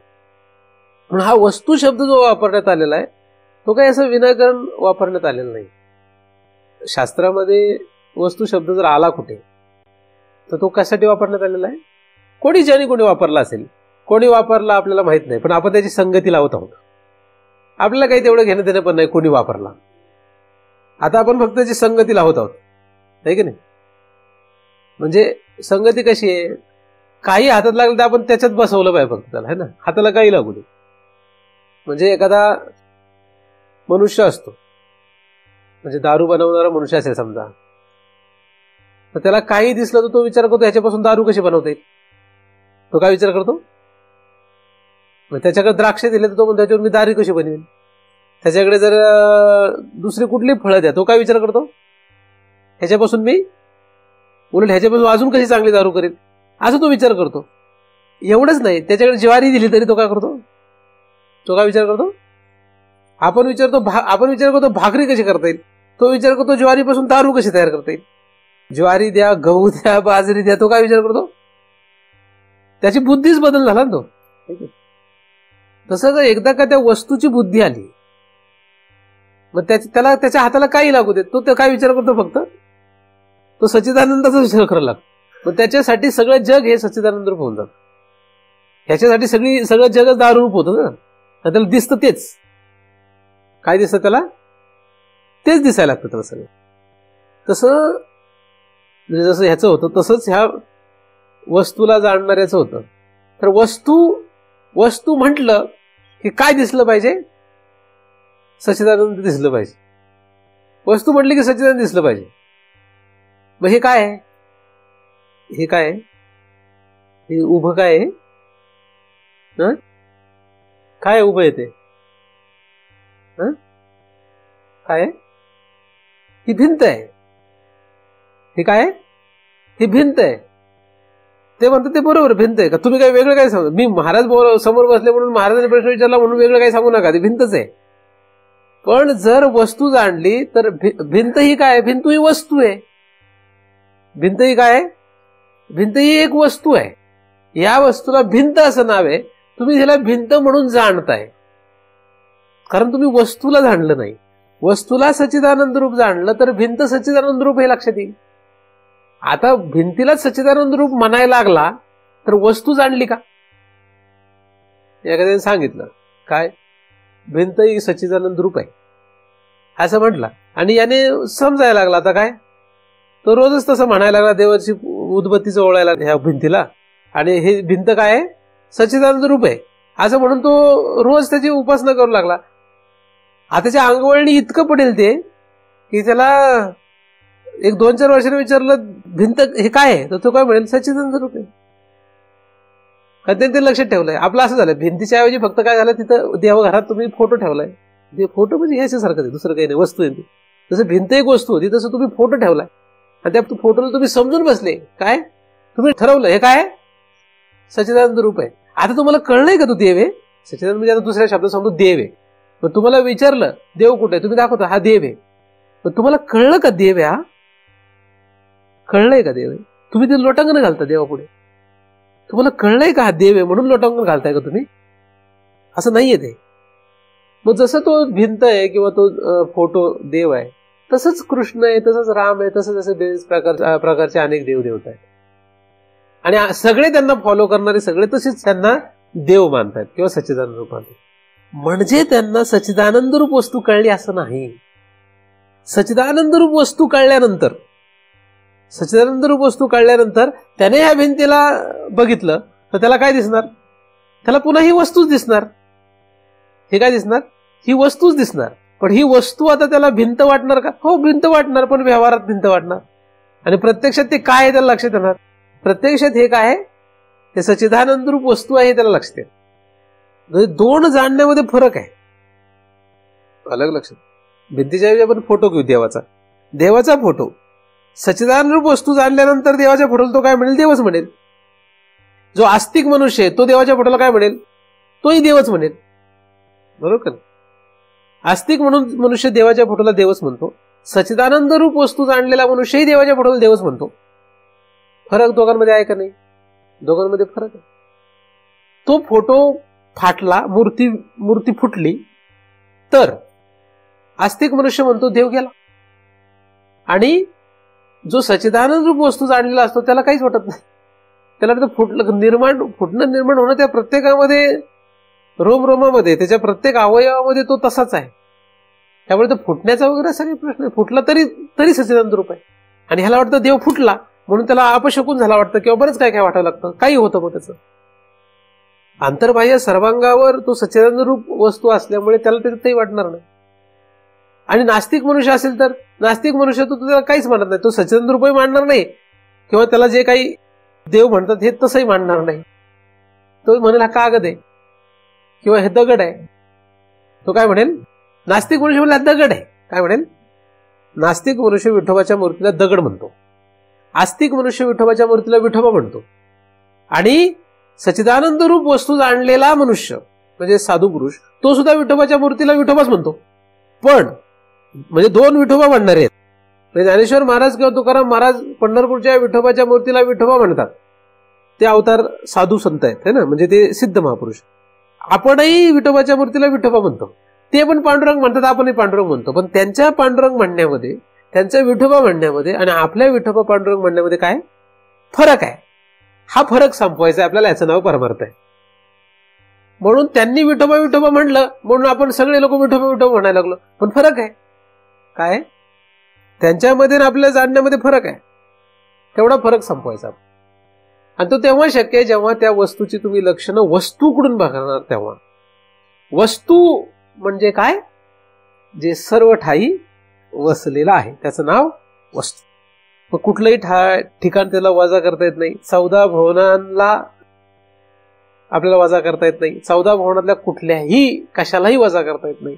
14 भुवना व्यतिरिक्त सुद्धा जे काही असेल त्यालाही वजा करता येत नाही. असं सगळं जे आहे ह्या सगळ्याला वस्तू असं म्हणतात. त्या सगळ्यामध्ये वसणार म्हणून त्याला कशातूनही वजा करता येत नाही. पण जगामध्ये वर्ग पडले. सात्विक लोकांचा वर्ग, राजसी लोकांचा वर्ग, तामसी लोकांचा वर्ग, एकमेकांमध्ये द्वेष, एकमेकांमध्ये भेदभाव. सात्विक लोकांमध्ये सुद्धा हा कृष्णाचा म्हणजे विष्णूचा वर्ग, हा शंकराचा वर्ग, हा रामाचा वर्ग, हा कृष्णाचा वर्ग आहे की नाही. त्याच्यातही मग हा ज्ञानेश्वराचा वर्ग, हा नामदेवरायाचा वर्ग. आता त्याच्यातही पुढे ज्ञानेश्वराचा वर्ग असला की त्याच्यातही पुढं काय हे ज्ञानेश्वरीवाल्यांचा वर्ग, एक अमृतानुभववाल्यांचा वर्ग, एक फक्त भजनावाल्यांचा वर्ग, एक फक्त पूजनावाल्यांचा वर्ग, एक वारीवाल्यांचा वर्ग. बघा ना वर्ग कसे पडत गेलेत. म्हणजे वारी करतात, जे वारी करतात नुसती वारी करतात ते काकड आरती करतीलच असं नाही. ते भजनाचं रेग्युलर एकादशीला करतीलच असं नाही. काय काय वारी करणार असेल ते बाकीचं काय करणार, फक्त वारी करणार. माळ घालणाऱ्यांचा वर्ग नुसती माळ घालतात, काही करत नाही. माळकरी आहेत ते. काय ते माळकरी. तुम्ही वारकरी आहे. काहीही करत नाही. ज्ञानेश्वरी माहित नाही, घरात ज्ञानेश्वरी पण नाही, फक्त माळ आहे गळ्यात. असं पण वर्ग आहे का नाही? असे वर्ग तर वारकऱ्याचे किती वर्ग आहेत असे. तर असा एवढा मोठा गोंधळ आहे. आपण कुठल्या वर्गात आहे? कुठल्या वस्तू माहिती आहे आपल्याला? कुठल्या वस्तूची आपण कुठल्या तरी वर्गात चाच पडतोय. आपण कुठल्या तरी वर्गात काय करतोय? चाच पडतोय. आणि आपण स्वतःला धन्य समजतो. प्रत्येक वर्गातले लोक आपापल्याला धन्य समजतात. पहिलीच्या वर्गातल्या पोरांना वाटतं जगात आपण सगळ्यात श्रेष्ठ. दुसरीच्या वर्गातल्या पोरांना वाटतं आम्ही सगळ्या जगात श्रेष्ठ आहे. तुम्ही शाळेत जा आणि प्रत्येक वर्गात जाऊन त्या मुलांचा हावभाव बघा आणि त्यांच्याशी बोला, गप्पा मारा. त्यांना वाटतं आपणच हे शाळेतले सगळ्यात मोठे आहेत. तुम्ही पण शाळा शिकले असेल, तुम्हाला वाटत असेल. मी दुसरीत होतो, मला वाटायचं माझ्यासारखा कोणच नाहीये. तिसरीत आलो तर तेव्हा तसंच वाटायचं. चौथीत आलो तेव्हा तसंच वाटायचं. 10वीत आलं तरी वाटायचं आपणच मोठे आहे सगळ्यात. तुम्ही पहिलीत आहे का दुसरीत आहे असं काही नसतं. ज्याला त्याला वाटतं मीच मोठा आहे, मीच श्रेष्ठ आहे असं वाटतं. असो, तर वर्ग जे आहेत ते अशा वर्गामध्ये आपण तडफडतो आहोत. सगळ्या वर्गांना जिथे जागा आहे त्याला वस्तू असे म्हणतात. वस्तू हे काय? वस्तू म्हणजे सर्व ठिकाणी वसणार. पहिलीमध्ये पण आहे, दुसरीत आहे, तिसरीत, चौथीत, 5वी, 6वी, 7वीत, 8वीत, 9वीत, 10वीत. इहलोक परलोक आणि या लोकापेक्षा इहलोक परलोकापेक्षाही पलीकडे काय असेल ते सगळं, या सगळ्यामध्ये जे वस्त आहे त्याला देव असं म्हणतात. तो देव आहे. कृष्ण हा देव? कृष्ण हा देव नाही. कृष्ण हा देव नाही. कृष्ण या देवाच्या नादी लागू नका. लागलेच तर लागले तुमचं तुम्ही बघा. आपल्याला करायचंय काय? तुमचं तुम्ही बघून घ्या. लागलेच तर कृष्णाच्या सच्चिदानंद रूपापर्यंत जा. सच्चिदानंद रूप जे कृष्ण झालं त्याच्यापर्यंत जा. म्हणजे कृष्ण सच्चिदानंद रूप आहे आणि सच्चिदानंद रूप कृष्ण आहे, त्यात फरक आहे. तुम्हाला नुसतं उलट केला, फरक आहे दोन्हीमध्ये. काय फरक? तर सच्चिदानंद रूपच कृष्ण झालं, पण हा कृष्णात गुंतला. तसं देवच जग झाला, पण हा जगात गुंतला. जग देव रूप आहे. काय जग हे सगळं देव रूप आहे, भगवत रूप आहे, पण हा कुठं गुंतला? हा जगात गुंतला. मग फसला का नाही? फसला का नाही? मग जग शब्दाच्या ऐवजी मी शब्द काढला, कृष्ण ठेवला मध्ये. फक्त कृष्ण घ्या, ज्ञानेश्वर घ्या, काही फरक पडत नाही, सारखंच आहे. ज्ञानेश्वर सच्चिदानंद रूप आहे. सच्चिदानंद रूप ज्ञानेश्वर झाले म्हणून चैतन्याचा जिव्हाळा असा आहे ते. काय कैवल्याचा पुतळा प्रगटला भूतळा असं आहे ते. हे ते नाहीत, तो हा झाला म्हणून अवतार आहेत ते. काय म्हणून अवतार म्हणजे कृष्ण अवतार मांडलं तर मग चालतं. पण तुम्ही रुक्मिणीचे आणि विठ्ठलपंताचा मुलगा मानता, मग तुम्ही फसले. मग ज्ञानेश्वराची पूजा करून उपयोग होणार नाही. तुम्ही नंदाचा आणि कोणाचा गोकुळातला इकडचा तिकडचा म्हटले की मग फसले. मग काय झाले? फसले. आता तुम्हाला हे सगळं सांगून का ठेवलं? आता सगळ्यांसाठी व्यवस्था करावी लागते देवाला. देव कनवळू आहे. देव काय फक्त 5 स्टार मध्ये जेवणाऱ्यांचीच व्यवस्था करतो का? नाही. टपरीवर पण खाणाऱ्यांची व्यवस्था देव करून ठेवतो. ठीक आहे. जसं 5 स्टार मध्ये जाऊन जेवणाऱ्यांची सुद्धा व्यवस्था ज्या देवाने करून ठेवली, तशी टपरीवर भिकाऱ्यांची सुद्धा व्यवस्था करून ठेवली. टपरीवरच काय, कोणाची भीक मागून खाणाऱ्याची सुद्धा व्यवस्था करून ठेवली है ना. कारण तो कनवाळू आहे म्हणून. कोण तो? म्हणजे कोण? तुम्ही कृष्णाचे भक्त असेल तर कृष्ण नाही कनवाळू. कृष्णाला सुद्धा ज्याने जन्माला घातलं त्याचं नाव सच्चिदानंद आहे. त्याचं नाव वस्तू आहे, ती वस्तू. आणि हे ज्ञानदेवांनी सांगून ठेवलेलं आहे. तुम्ही म्हणाल की ते महाराजांनी काहीतरी कृष्णाचा बराच समाचार घ्यायचं ठरवलं की काय. मी स्वतः कृष्ण भक्तच आहे, त्यामुळे तुम्ही काय असं समजू नका. पण मी कुठल्या कृष्णाचा भक्त आहे? ह्या गोकुळातल्या तर कृष्णाचा आहे, पण तुम्ही ज्या गोकुळाकडून त्याच्याकडे भक्ताचं नाही, जो वरून खाली आला त्याचा. ज्ञानदेवाचा मी भक्तच आहे, पण तुम्ही जे ज्ञानदेवाचा म्हणतात त्या ज्ञानदेवाचा मी भक्त नाही. कैवल्याचा पुतळा प्रगटला भूतळा त्या ज्ञानदेवाचा मी भक्त आहे. आणि तो कुठे वसतो? तो सर्वत्र वसतो. सर्वत्र जो वसतो त्या वस्तूचा आपण काय करावा? आदर करावा. त्या वस्तूचे लक्षण जाणण्याचा प्रयत्न करणं गरजेचं आहे. तुम्ही ज्या देवाला ज्या वस्तूला पाहता त्या वस्तूचा नाही. तुम्ही ज्या वस्तू गोळा करून बसले त्याला सच्चिदानंद रूप मानता तर चुकले. तुम्ही ह्या देवाऱ्यात वस्तू गोळा करून ठेवल्यात आणि तुम्ही म्हणता देव आहे. म्हणजे तुम्ही काय म्हणताय? पहिले ते सगळं उचला आणि टाकून द्या. काय करा, सगळ्यात पहिले ते उचला. आता त्याच्यातही तुम्ही काय काय गोळा केला असेल सांगता येत नाही. काही नाही तर बरं हेंद्री शेंद्री कोणालाही गोळा करून ठेवलंय. मग हाऊसच येतं बाबा, मग ठीक आहे, ज्ञानेश्वरांचा किंवा सद्गुरूचा किंवा यांचं ठेवा, नाही तर वाचते त्यांची काही गरज. पण आपल्या सवय फार घाण लागलेली आहे. आपल्याला कुठलं कुठलं काय काय गोळा करून ठेवलं सांगता येत नाही. आणि कोणी गोळा केलं होतं, का गोळा केलं त्यांचाही तपास नाही. आपल्याला तर कळलं पाहिजे आपण वस्तू आणली तर का आणली. म्हणजे पुरुषांना जम्पर आणून दिला तर घालतील का, घालावा का, घालू नये. कळलं पाहिजे ना आपल्याला काय घालतो, कशासाठी घालतो. नाही तर नाही मला दिलाय आणलाय म्हणून आई बापाने दिला म्हणून जम्पर घालून पुरुष फिरायला लागला गावातून, लोक हसतील का नाही. तसं वडिलोपार्जित कोणीतरी काहीतरी देव दिले आणि ते तुम्ही घेऊन पूजत बसले. आपलं कळतंय का काय करतो आपण, तपास नाही ना त्याचा. काही करायला लागतंय, का करायला लागतंय काय माहिती तुम्हाला, काय करायला. अभ्यास करा, शोधलं पाहिजे की नाही. काय केलं पाहिजे म्हणजे घालता का नाही विचार करूनच, का कसंच घालताय. मग पूजा करताना का पूजा विचार करत नाही. करायला पाहिजे, विचार करायला पाहिजे ना. तर ठेवलंच हाऊस आहे तर ठेवावं. काय ठेवावं, ज्ञानेश्वराची मूर्ती ठेवा, विठोबाची मूर्ती ठेवा, ठीक आहे तेवढे ठेवा. पण त्याने उपयोग होणार नाही बरं. उपयोग केव्हा होणार आहे, सद्गुरूची मूर्ती ठेवली तरी उपयोग होणार नाहीये. त्याने एखाद्या वाटत चला सद्गुरूची तरी ठेवतो, त्याने पण काही उपयोग होणार नाही जिथपर्यंत तुम्ही त्यांनी काही सांगितलं ते ऐकत नाही. ज्ञानदेवाने काय सांगितलंय हे ऐकत नाही तिथपर्यंत ज्ञानदेवाचा उपयोग नाही.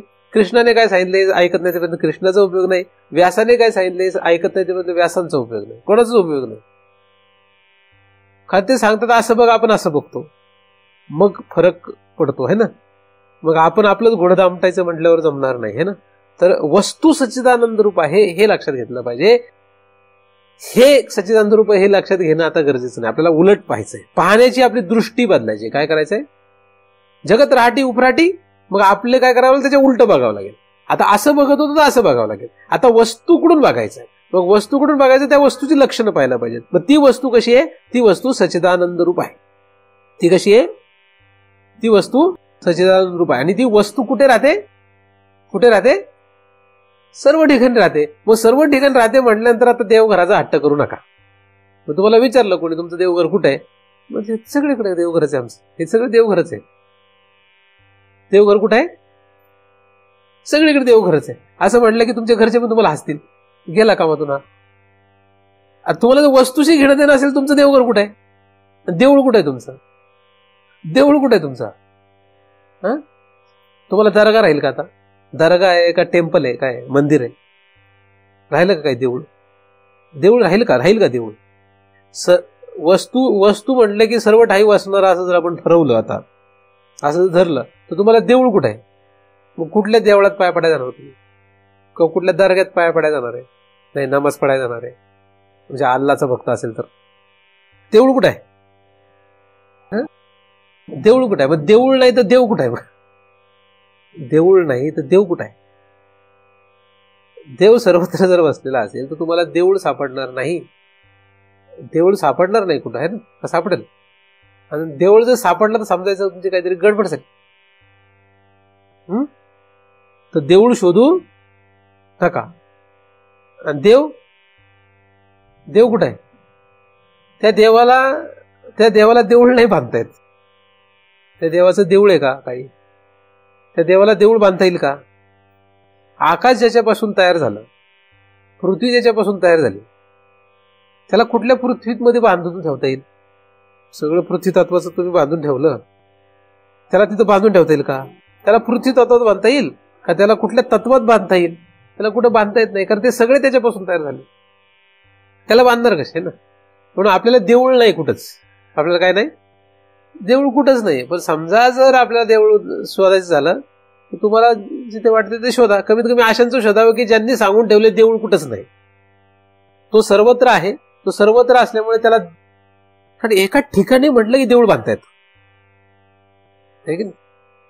काय करता येतं, एका ठिकाणी म्हटलं की देऊळ बांधता येतं. पण तो सर्वत्र म्हटल्यावर काय झालं अडचण, देऊळ बांधता येणार नाही. पण तुम्ही ज्याला देऊळ म्हणतात ते सात्विक घर आहे, काय सात्विक ठिकाण आहे. आणि तुम्ही जर म्हणता देवळात देऊळ आहे, देवळात देव असतो, रोज लोक जातात, किती जातात, कोणाला सापडत नाहीत. आजपर्यंत तुम्हाला सापडला, किती वेळा देवळात गेलो तुम्ही? मग तुम्हाला भाव लागतो, बरोबर, भाव लागतो, बरोबर. भाव तुमचा जर एकदम शुद्ध झाला, एकदम उत्कृष्ट झाला, तर सगुण देव तुम्हाला दर्शन देईल. बाकी काहीच होत नाही त्याच्या पलीकडे काहीच होत नाही. कोण दर्शन देतं? जे नामदेवरायाला दर्शन दिलं ते दर्शन होतं. पण त्यानंतर नामदेवरायाला गरज कोणाची पडली? आता नामदेवराय हे अवतार महापुरुष आहे, ते फक्त आपल्याला दाखवण्यासाठी खेळ आहे तो फक्त. मुळात ते स्वतःचा अवतार पुरुष आहे. पण विसोबा खेचरांना त्यांना गुरु करावं लागलं. कशासाठी? इथं पाय ठेवला तरी देव, तिथं पाय ठेवला तरी देव, तिथं पाय ठेवला तरी देव. आपण असं करू नका, मार खाल न कर. आपण असं करायचं, इथंही पिंड तिथंही पिंड, तर काय होईल? आपला पिंड राहणार नाही. म्हणून हे फक्त आपण गप ऐकावं, गप राहावं, शांतपणे रुजवावं आत्मा, त्याच्या बळी काही करू नये. तर विसोबा खेचरासारख्या नंतर गुरुची गरज का पडली? विठोबाने दर्शन दिलं होतं तर. याला काहीतरी लॉजिक पाहिजे ना, काहीतरी विचार करायला पाहिजे, है ना. तर त्या देवळातल्या देवाच्या नादी लागले तर सगुण देव दर्शन देईल तुम्हाला. फार उत्कृष्ट झाले नामदेवराय सारखे तर बरं, नाहीतर किती आले आणि किती गेले, कोणालाही ते सगुण देव पण दर्शन देत नाही. पण त्यांना सुद्धा जर त्यांची गरज पडली, त्याच्यात काहीतरी गडबड आहे. म्हणजे ज्ञानदेवांना नामदेवरायांना उपदेश करावा लागला. आपण जरी विसोबा खेचर त्यांचे गुरु असं मानलं जात असलं तरी सुद्धा ज्ञानदेवांनी त्यांना उपदेश केला अशी सुद्धा आपल्याला माहित आहे की नाही. तर नामदेवराय हे ज्ञानदेवाच्या सोबत बराच काळ राहिले.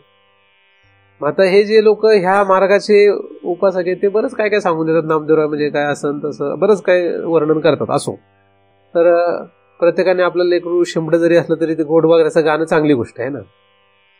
आपलं मुलगा किती जरी शेंबडा असला तरी आईला त्याचं कौतुक असतं आणि आईला वाटतं जगातला हिरोच जन्माला आपल्या पोटी, है ना. म्हणजे काही प्रत्येक आईला काय वाटतं, आपला मुलगा कसा आहे, देखणच आहे वाटतं. ते वाटणं साहजिकच आहे. आईने कौतुक करणं पण साहजिक आहे. तसं आपापल्या मार्गाचं, आपापल्या देवळांचं आणि आपल्या देवांचं कौतुक करणं हे साहजिकच आहे लोकांचं. त्यामुळे आपण त्याच्यामध्ये काही अडथळा आणायची काही गरज नाही. पण तुम्हाला जर या देवाशी घेणं देणं असेल तर तुमचा हा विषय आहे. तर या देवाचं देऊळ कुठं आहे? तुम्ही जर घरात निर्माण करून ठेवलं असेल या देवाचं देऊळ, तर तुम्ही सुद्धा नवीन काहीतरी निर्माण करायला लागले आता, है ना. जरी केलं असेल तरी हे लक्षात ठेवा, असं नाहीये. गंमत म्हणून नाही माझं आमचं हे देऊळ कसं आहे, गंमत आहे, ते काही खरं नाही. हे पण लक्षात ठेवलं पाहिजे. म्हणजे बायको करायची आणि बायकोला म्हणायची गमतीची आहे, आपल्याला तिचं काही असली काही नसते का असं म्हणायची तयारी पाहिजे. तेव्हा बायको पचते. नवरा केलं तरी म्हणायचं गमतीचा आहे, तो असला काय नसला काही फरक नाही पडत असं म्हणायचं, तर नवरा पचतो. काय करावं लागतं तसं, अशी पूर्णतः तयारी करावी लागते. आणि अशी तयारी केली की संसारामध्ये मार खाण्याशिवाय पलीकडे हाताला काही लागणार नाही. हालापेष्टा फार सहन करावं लागेल, अवघड होऊन जातं जीवन. पण देवाशी घेणं देणं असलं की मग काय फरक नाही. तसं देऊळ हे सगळं टाइमपाससाठी आहे, काही नाही त्याचं खरं काही देव नाही. देव हा जो आहे तो सर्वत्र वसलेला आहे, हे पहिल्यांदा लक्षात आलं. तो वस्तू काय, वस्तू आहे. काय तो वस्तू आहे. तो वस्तू असल्यामुळे त्याला काही एका ठिकाणी बांधता येत नाही, किंवा तो असं एका ठिकाणी नाही, तो सर्वत्र आहे. म्हणूनच त्याचं नाव वस्तू आहे. आणि त्या वस्तूचं लक्षण आहे इथे. कुठल्या वस्तूचं लक्षण आहे? त्या वस्तूचं लक्षण. ती वस्तू आपल्याला महत्वाची. म्हणून वस्तू म्हणजे भिंत नव्हे, वस्तू म्हणजे तुमची मूर्ती नव्हे, वस्तू म्हणजे फोटो नव्हे, वस्तू म्हणजे राम नव्हे, वस्तू नव्हे कृष्ण नव्हे, वस्तू म्हणजे अल्ला नव्हे, वस्तू म्हणजे विष्णू नव्हे. वस्तू म्हणजे ह्या सगळ्यात जे सामावलेलं आहे ती वस्तू आहे. म्हणजे आमची वस्तूच अल्ला झालेला आहे, आमची वस्तूच ईश्वर झालेला आहे, आमची वस्तूच कृष्ण झालेला आहे, आमची वस्तूच ज्ञानदेव झालेला आहे, वस्तूच सगळं झालेलं आहे. आता ही जी वस्तू आहे, ही वस्तू आपल्यासाठी ओळखीची आहे का? तुम्ही म्हणाल अरे असं कसं, असं आहे. आता आपल्या ओळखीची नाही म्हणून आपल्याला त्याचा तपास नाही. त्याची अनोळख आहे आपल्याला. काय त्याची अनोळख आहे? त्या वस्तूच्या ओळखीसाठी ही लक्षणं आहेत. तुम्हाला कृष्णाची अनोळख असेल तर कृष्णाची ओळख करून घ्यायला लागेल, त्याची लक्षणं शोधली पाहिजे. आणि त्याची लक्षणं शोधत शोधत शोधत शोधत शोधत तुम्ही कुठपर्यंत जाऊ शकतात? शेवटी तुम्ही सच्चिदानंदापर्यंत येऊ शकतात. म्हणजे शेवटी वस्तूपर्यंत येऊ शकतात. पण तेवढा अधिकारी पुरुष पाहिजे. म्हणजे एखाद्याने ठरवलं तसं यायचं, काही हरकत नाही, आपल्याला काही अडथळा नाही, आपल्याला काही अडचण नाही. ज्याला ज्या वाटेने यायचं त्याने त्या वाटेने काय आलं तरी हरकत नाही. पण पोहोचला कुठे पाहिजे? इथे पोहोचला पाहिजे वस्तूवर, तर चालतं आपल्याला, मग तो कोणी असून कुठेही असून. पण कृष्णासारख्या वस्तूच्या नादी लागलं तर तो इतका घुमवतो, कधी द्वारकेत, कधी यमुना तटी, कधी कधी कुठं, कधी कुठं कुठं. आपल्याला वैतागणार नाही तुम्ही, तुम्हाला बरं वाटतं, छान वाटतं. केवढं घुमवतात. कृष्ण नावाच्या, कृष्ण ही वस्तूच आहे, पण ह्या म्हणजे वस्तूच कृष्ण झाला खरं. तर ह्या कृष्णाच्या नादी लागला तो काय आपल्याला सोडतो काय? तो बालपणापासून तर शेवटी यादव कुळाचा नाश करेपर्यंत केवढा फिरवतो. म्हणजे यादव कुळाचा नाश, यादव कुळाचा नाश का केला याच्यावर पीएचडीचं थेसिस लिहिता येईल.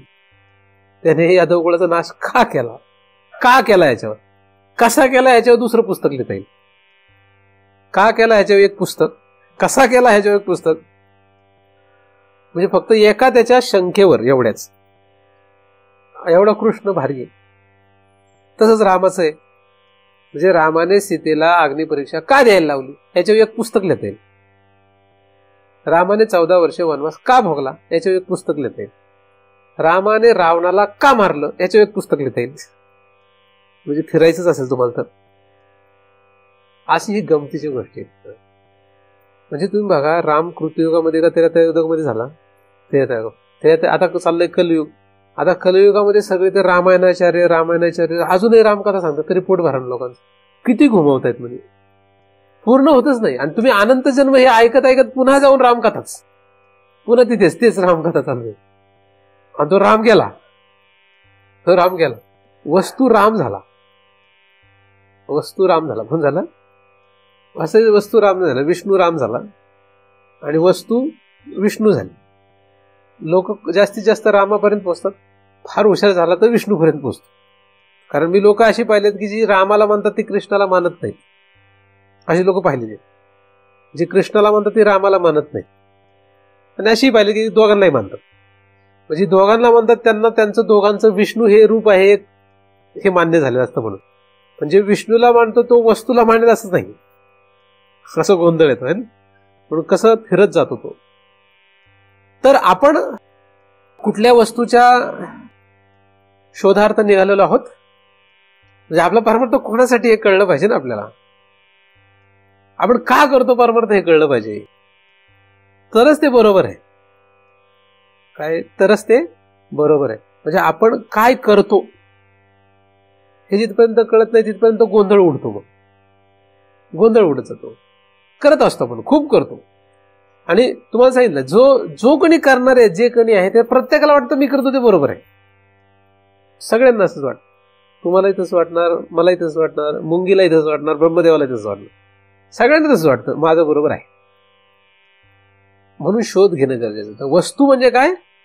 वस्तू म्हणजे सर्व ठाई जे आहे, वसलेलं आहे, ती वस्तू आहे. आणि त्या वस्तूची सच्चिदानंद लक्षणं आहेत.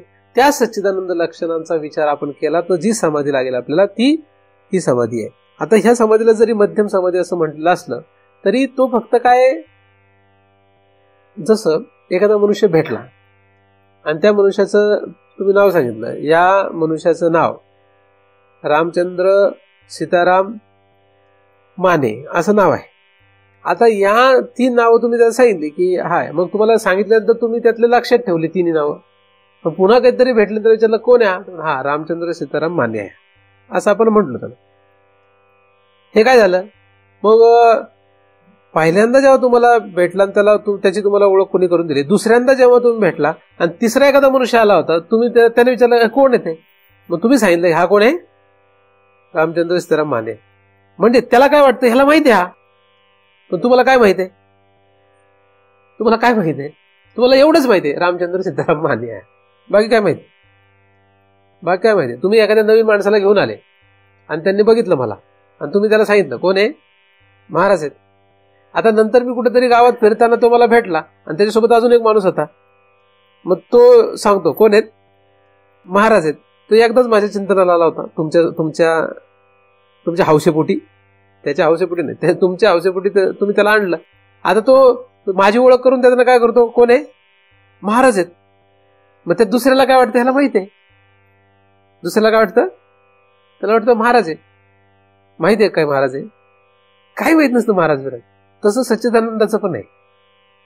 म्हणून पण पहिल्यांदा त्याला जसं कळतं तेवढीच अवस्था असते, म्हणून मध्यम स्थिती आहे, ही खरी स्थिती नसते. म्हणजे वस्तूला सच्चिदानंद रूप असं लक्षात घेणं ही तशी मोठी स्थिती नाही आहे. त्याला पुढे जायचंय आपल्याला त्याचं. म्हणजे तुम्ही जर मला महाराज म्हणत असेल तर मी महाराज काय हे शोधलं तर तुम्हाला उपयोग नाही, तर तुमच्या येण्याला काही त्या अर्थ नाहीये. त्याला महाराज का म्हणायचं आपण, ह्याचा काय झालं पाहिजे, शोध झाला पाहिजे. आता तुम्ही शोध कसा घेताय, तुमचं महाराजाची व्याख्या ठरलेली आहेत तसं तुम्ही शोध घेताय. महाराज म्हणजे काय, महाराज म्हणजे समजा आपल्याला घरी काही अडचण आली आणि आपण महाराज महाराज महाराज आणि अडचण दूर झाली, महाराज आहेत ते, असं तुम्ही ठरवलेलं आहे काहीतरी. उदाहरण म्हणून सांगतोय, बँक बॅलन्स वाढत नव्हता, खायची प्यायची आबाळ होती, मुलीचं लग्न ठरत नव्हतं, मुलाला जॉब लागत नव्हता, पोराला पोरगं होत नव्हतं. अडथळे बरोबर ना, झालं तर पोरगी होत होती, मुलगा झाला तर मग महाराज येते. नैवेद्य ठेवला महाराजांना, खरे असेल मुलगा झाला. आता महाराजांनी काय केलं, नाही झाला तर महाराज नाही येत, झाला तर महाराज आहेत. म्हणजे कल्पना तुमच्या आहेत ना. तर असे तुम्ही महाराज शोधायला निघाले असले तर काय विनाकारण फिरू नका, म्हणजे माझ्यासारख्या माणसाकडे येऊ नका, आहे ना.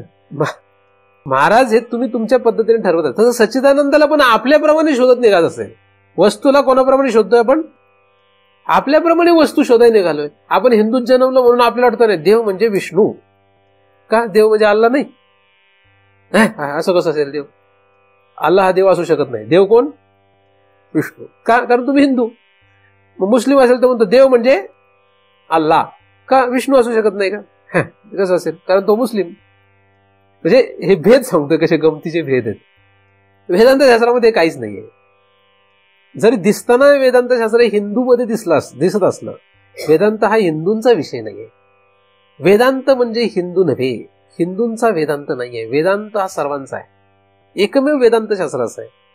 जरी दिसताना ते वेदामध्ये दिसत असत, दिसताना दिसू दे, पण दिसताना वेदात दिसतं म्हणून लोक म्हणतात नाही नाही आम्ही हे घेणार नाही. म्हणजे इतर लोक असं म्हणतात, काय म्हणतात, आम्ही घेणार नाही. दिसताना कुठे दिसते त्याच्यावर नाही, काय बोध केला ते महत्वाचं आहे. म्हणून मी जन्माला जरी हिंदू मध्ये आलेलो असलो तरी मी हिंदू नाही. जन्माला जरी एखादा मुस्लिम झाला, संत कबीर कोण होते, मुस्लिम होते असं आपल्याला माहित आहे ना. म्हणून ते जरी मुस्लिम म्हणून जन्माला आले तरी ते वेदांत मानत होते. म्हणून त्यांनी मुस्लिमाची आणि हिंदूंची सगळ्यांचीच खरडपट्टी काढली, हे की नाही, केले की नाही सगळ्यांचीच. तर आपण ज्या वस्तूच्या पाठीमागे लागलो ती वस्तू काय आहे आणि तिची ओळख कुठपर्यंत आणि कधी होणार आहे, तिची ओळख व्हायला आपल्याला वेळ लागेल. सध्या तरी फक्त कमीत कमी आपण हे लक्षात घ्यावं की आपण कुठल्या लक्षणांचा, कोणाच्या लक्षणांचा विचार करणार आहोत किंवा करीत आहोत. कारण वस्तू हा शब्द मध्ये आल्यामुळे मला त्या वस्तूविषयी तुम्हाला सांगणं गरजेचं आहे, म्हणून मी हा विषय सांगतो की वस्तू म्हणजे काय. वस्तू म्हणजे लक्षात आलं, वस्तू म्हणजे काय. तुम्ही कुठल्या देवाच्या नादी लागल्या, देव म्हणजे वस्तू आहे ना, आपले वस्तू म्हणजे काय, देव, आणि देव म्हणजे आपली वस्तू आहे. मग आपण कुठल्या वस्तूच्या, कुठल्या देवाच्या नादी लागलोय, आपण त्या देवाच्या नादी लागलोय की ज्या देवापासून सगळे आलेत. मग काय काय आलंय, राक्षस सुद्धा त्याच्यापासून तयार झाले, नरक लोक ज्याच्यापासून तयार झाला, कोणापासून, आपल्या देवापासून काय तयार झालं, नरक लोक आपल्या त्याच्यापासून तयार झाला. नालायकातला नालायक माणूस पण आपल्या देवापासून तयार झाला. आता तुम्ही जर परमार्थ करणार लोकांना असं सांगितलं हा अत्यंत नालायक माणूस आहे, हा तुमच्या संप्रदायातला आहे, लोक म्हणतील हा आमच्या संप्रदाय. रावण आपल्या संप्रदायातला आहे बरं, असंच म्हटलं. रावण कोणाच्या संप्रदायातला आहे, रावण कंस हे कोणाच्या संप्रदायातले आहेत, आमच्या संप्रदायात. असं म्हटलं तर कोण, रावण दुश्मन होता आपला. कोण होता, रावण दुश्मन होता का नाही आपला. कंस हे कोण होते आपले दुश्मन होते. आणि बिभीषण आपला, नंतर सुग्रीव आपला, लक्ष्मण आपला, भरत आपला. रावण कोण, रावण शत्रू, परका तो. असं समजलं की रामायणातून तुम्हाला काही प्राप्त झालेलं नाही. कृष्ण कोपुनी जैसी मारी तो पावे परब्रह्म साक्षात्कारी, म्हणजे हे ज्याला तुम्ही दुश्मन समजताय त्याला साक्षात तो सिद्ध झाला. मग तो कोणाच्या संप्रदायातला आहे? आपलं टार्गेट तेच आहे आणि त्या कंसाला जे मिळालं तेच आहे. मग कंस कोणाच्या संप्रदायातला आहे? फक्त त्याचा भाव निराळा आहे. म्हणून ज्ञानदेवांनी लिहिताना काय लिहिलंय? गोपिकासी कामे तया कंसा भय संभ्रमे. फक्त भावाचा फरक आहे. गोपिकासी कामे तया कंसा भय संभ्रमे, पण फल त्याला तेच आहे. म्हणून दोघंही आपल्या संप्रदायात. म्हणून इहलोक परलोक आणि परलोकामध्ये स्वर्गलोक म्हणजे उच्च लोक किंवा नीच लोक म्हणजे निरक लोक, हे सगळे कोणापासून झाले तयार? ते ज्या देवापासून तयार झाले त्याच्या नादी आपण लागलोय, त्याचं नाव आहे वस्तू. म्हणून 11व्या अध्यायात बघा, तुम्हाला नसेल कळत तर 11व्या अध्यायात बघा. 11व्या अध्यायात काय आहे? नरक आहे अख्खा, बऱ्याच ठिकाणी वर्णन केलेलं आहे ना. 11व्या अध्यायात काय वर्णन केलं आहे? स्वर्गासह मृत्यूलोकासह नरकाचं वर्णन आहे 11व्या अध्यायात. तुमचं लक्ष फक्त स्वर्गावर जात असेल तर तुम्ही वेगळ्या वर्गातले लोक आहात. तर स्वर्ग, नरक आणि मृत्यूलोक हे ज्याच्यापासून तयार झाले, मग आपल्याला यांना वजा करता येईल का? वजा करता येईल. मग तुम्ही त्यांचा स्वीकार करून त्यांचा उदो करा आणि ह्यांचा तिरस्कार करावा असं नाहीये. सर्वांचा स्वीकार आहे तिथे. पण होतं काय अडचण? आपण ज्या वर्गात आहोत त्या वर्गातल्या सोडून दुसऱ्या वर्गाचा आपण उदो करायला लागले तर आपली लोक आपल्याला मारतात. म्हणजे ब्राह्मणाने जर असं करायला सुरुवात केली, ब्राह्मण माणूस आहे, रोज तो आपला पूजापाठ स्नान संध्या सगळं काय करतो, आणि वडाऱ्याच्या पोराला जर घरी जेवायला आणलं तर ब्राह्मण लोक त्याला सोडतील का? चालणार नाही. चालेल का? नाही चालणार. का नाही चालणार? तो हाच वर्गाचा प्रश्न आहे, भेद. पण एकनाथाने काही तसं केलं? एकनाथ तसं काही केलेलं नाही. म्हणजे शूद्राच्या घरी सुद्धा जाऊन जेवण केलं ना एकनाथांनी. कारण काय? भेद नाही म्हणून. पण अजूनही आपण भेदभाव खूप, आपल्याला तर काही खरंच नाही. हा माळी, हा मातंग, हा मराठा, असे तुमच्याकडे बरेच भेदभाव असतील. हे व्यवहारातले भेदभाव आपण संपू शकत नाही. परमार्थातला हा एवढा मोठा भेद संपणं फार किती अवघड आहे. जाऊ दे, व्यवहारातले संपू नका. या देवाच्या नादी लागा, हे सगळं आपोआपच संपेल. काय होईल? म्हणून लोक विचार, महाराज तुम्ही कुठल्या जातीचे हो? मी म्हटलं जातच नाही आपल्याला. आडनावच पुसून टाकला मी. त्याचे आडनाव उरले नाही. कारण आडनाव लावलं की लोक विचारतात कुठल्या जातीचं आहे. मग तुला कुठल्या जातीचा वाटतोय ते बघ, आहे की नाही? अशी गडबड आहे. फार मोठी अडचण आहे ना. तर परमार्थ म्हणजे काही लोकांचं नाही, त्याच्यामध्ये सगळा गोंधळ आहे. तुम्ही त्या गोंधळात मरायचं, त्याच्यातून बाहेर पडायचं, हे ठरवून घ्या. वस्तू तुम्हाला हे सांगते, काय सांगते? की मी सर्व ठाई वसलेला आहे. वस्तू या शब्दातूनच मी सर्व ठाई वसलेला आहे असं वस्तूचं म्हणणं आहे. आणि त्या वस्तूचं दुसरं नाव ब्रह्म आहे. म्हणजे ती वस्तू ब्रह्म आहे. त्यालाच भगवंत असं म्हणतात. त्याला कोणी काही म्हणू. वस्तू हा शब्द कोणाचा आहे? हा हिंदूंचा नाही, हा मुस्लिमाचा नाही. मुस्लिम सुद्धा ह्याला वस्तूच म्हणणार आणि हिंदू सुद्धा ह्याला वस्तूच म्हणणार. वस्तूला काही बदलतं नाही. म्हणून वस्तू शब्द जास्त चांगला आहे. कारण ब्रह्म म्हटलं तरी लगेच हिंदू असं होतं. त्यामुळे वस्तू जास्त चांगला आहे. कारण वस्तू म्हणजे सर्व ठाई असणारा. मग तुमच्याकडे वस्तू, आमच्याकडे वस्तू, सर्वत्र वस्तू म्हणून वस्तू. स्वर्गात वस्तू, मृत्यूलोकात वस्तू, नरकात वस्तू म्हणून वस्तू. 3 लोकाला सोडूनही वस्तू म्हणून वस्तू. अशा या वस्तूची लक्षणं आहेत 3. पुढच्या भागात सांगितले. सतरूप, चिद्रूप, आनंदरूप. अशा वस्तूचं. म्हणून इथून पुढे कोणाच्या नादी लागा? वस्तूच्या नादी लागा. बाकी कोणाच्या नादी लागू नका. कारण त्या वस्तूतून सगळे आलेत. सगळे तेथून आले ना. जेथूनही हे अवतार, सगळे अवतार सुद्धा तिथून आले. बरं, जेथूनही हे अवतार असं म्हणलं. अवतार सुद्धा जिथून अवतीर्ण होतात. त्याच्या नादी लागावं असं जर ज्ञानदेवाने सांगितलं, तर आपण ते सोडून भलत्याच्या नादी लागतो. हे आपण शहाणपण म्हणावं काय? याच्यात शहाणपण नाही. तर वेदांत म्हणजे वस्तूचा उपासना. वेदांत म्हणजे काय? वस्तूची उपासना करायची. आता उपासना का म्हणावे? कारण ती वस्तू आणि आपण भिन्न आहोत असं आपल्याला वाटतंय म्हणून. आणि ही उपासना आपल्याला चालते. याला ब्रह्मोपासना पण असं म्हणतात. ही काय? ही ब्रह्म उपासना आहे. आणि मग त्या ब्रह्माचं हे एखादं प्रतीक आहे असं समजून त्या प्रतीकाची उपासना केली तर चालतं. मग ती ज्ञानेश्वराची मूर्ती असो, विष्णूची असो, शंकराची असो, कृष्णाची असो, अल्लाची असो, कोणाची असो. पण ते प्रतीक त्याचं आहे हे समजून जर केली तर ती चालते. पण त्या प्रतीक उपासनेपासून अहंग्रह उपासनेपर्यंत जावं लागतं. प्रक्रिया वेगळ्या पद्धतीने मांडता येते. सांगण्याचा मुद्दा असा आहे, वस्तूच्या नादी लागा. कोणाच्या? वस्तूच्या नादी लागा. त्याचं देऊळ शोधू, कारण त्याचं देऊळ सर्वत्र आहे. ठीक आहे ना. म्हणून हे सुद्धा त्याचं काय? देऊळ आहे. हे सुद्धा त्याचं काय? देऊळ आहे. त्याला देऊळ म्हटलं तर त्याचं सगळीकडेच देऊळ आहे, आणि नाही म्हटलं त्याची देवळाची गरजच नाही त्याला, है ना.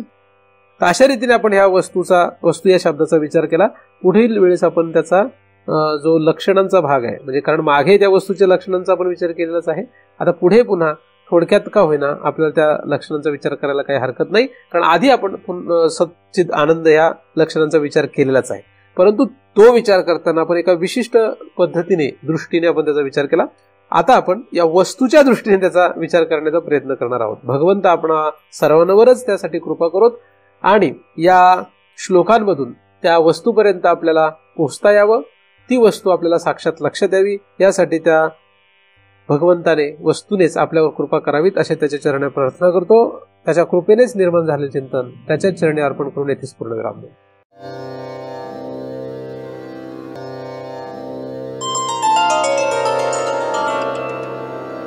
आता विश्वात्मके देवे येणे वाक्यज्ञे तोषावे, तोषोनी मज द्यावे, फसाय दान हे. जे खळांची व्यंकटी सांडो, तया सत्कर्मी रते वाढो. भूता परस्परे पडो, मैत्र जीवांचे. दुरितांचे तिमिर जावो, विश्व स्वधर्म सूर्ये पाहो. जो जीवांशिल तो ते लाहो, प्राणी जात वर्षत सकळ मंगळी. ईश्वर निष्ठांची मांदियाडी, अनवरत भूमंडळी भेटतो भूता. चला कल्पतरूंचे आरव, चेतना चिंतामणीचे गाव. बोलते जे अर्णव पियुषाची. चंद्रवीजे अलांछन, मारतंड जे तापहीन. ते सर्वाही सदा सज्जन, सूय रे होतु. किंबहुना सर्वसुखी पूर्ण होनी तिहि लोकी. भजी जो आदि पुरुखी, अखंडित आणि ग्रंथोपजीवी. विशेषी लोकी दृष्टा दृष्ट विजये, हुआ विजी. येथ मणी श्री विश्वेश्वरावो, हा होईल दान पसावो. येणे वरे ज्ञानी देवो, सुखिया जा.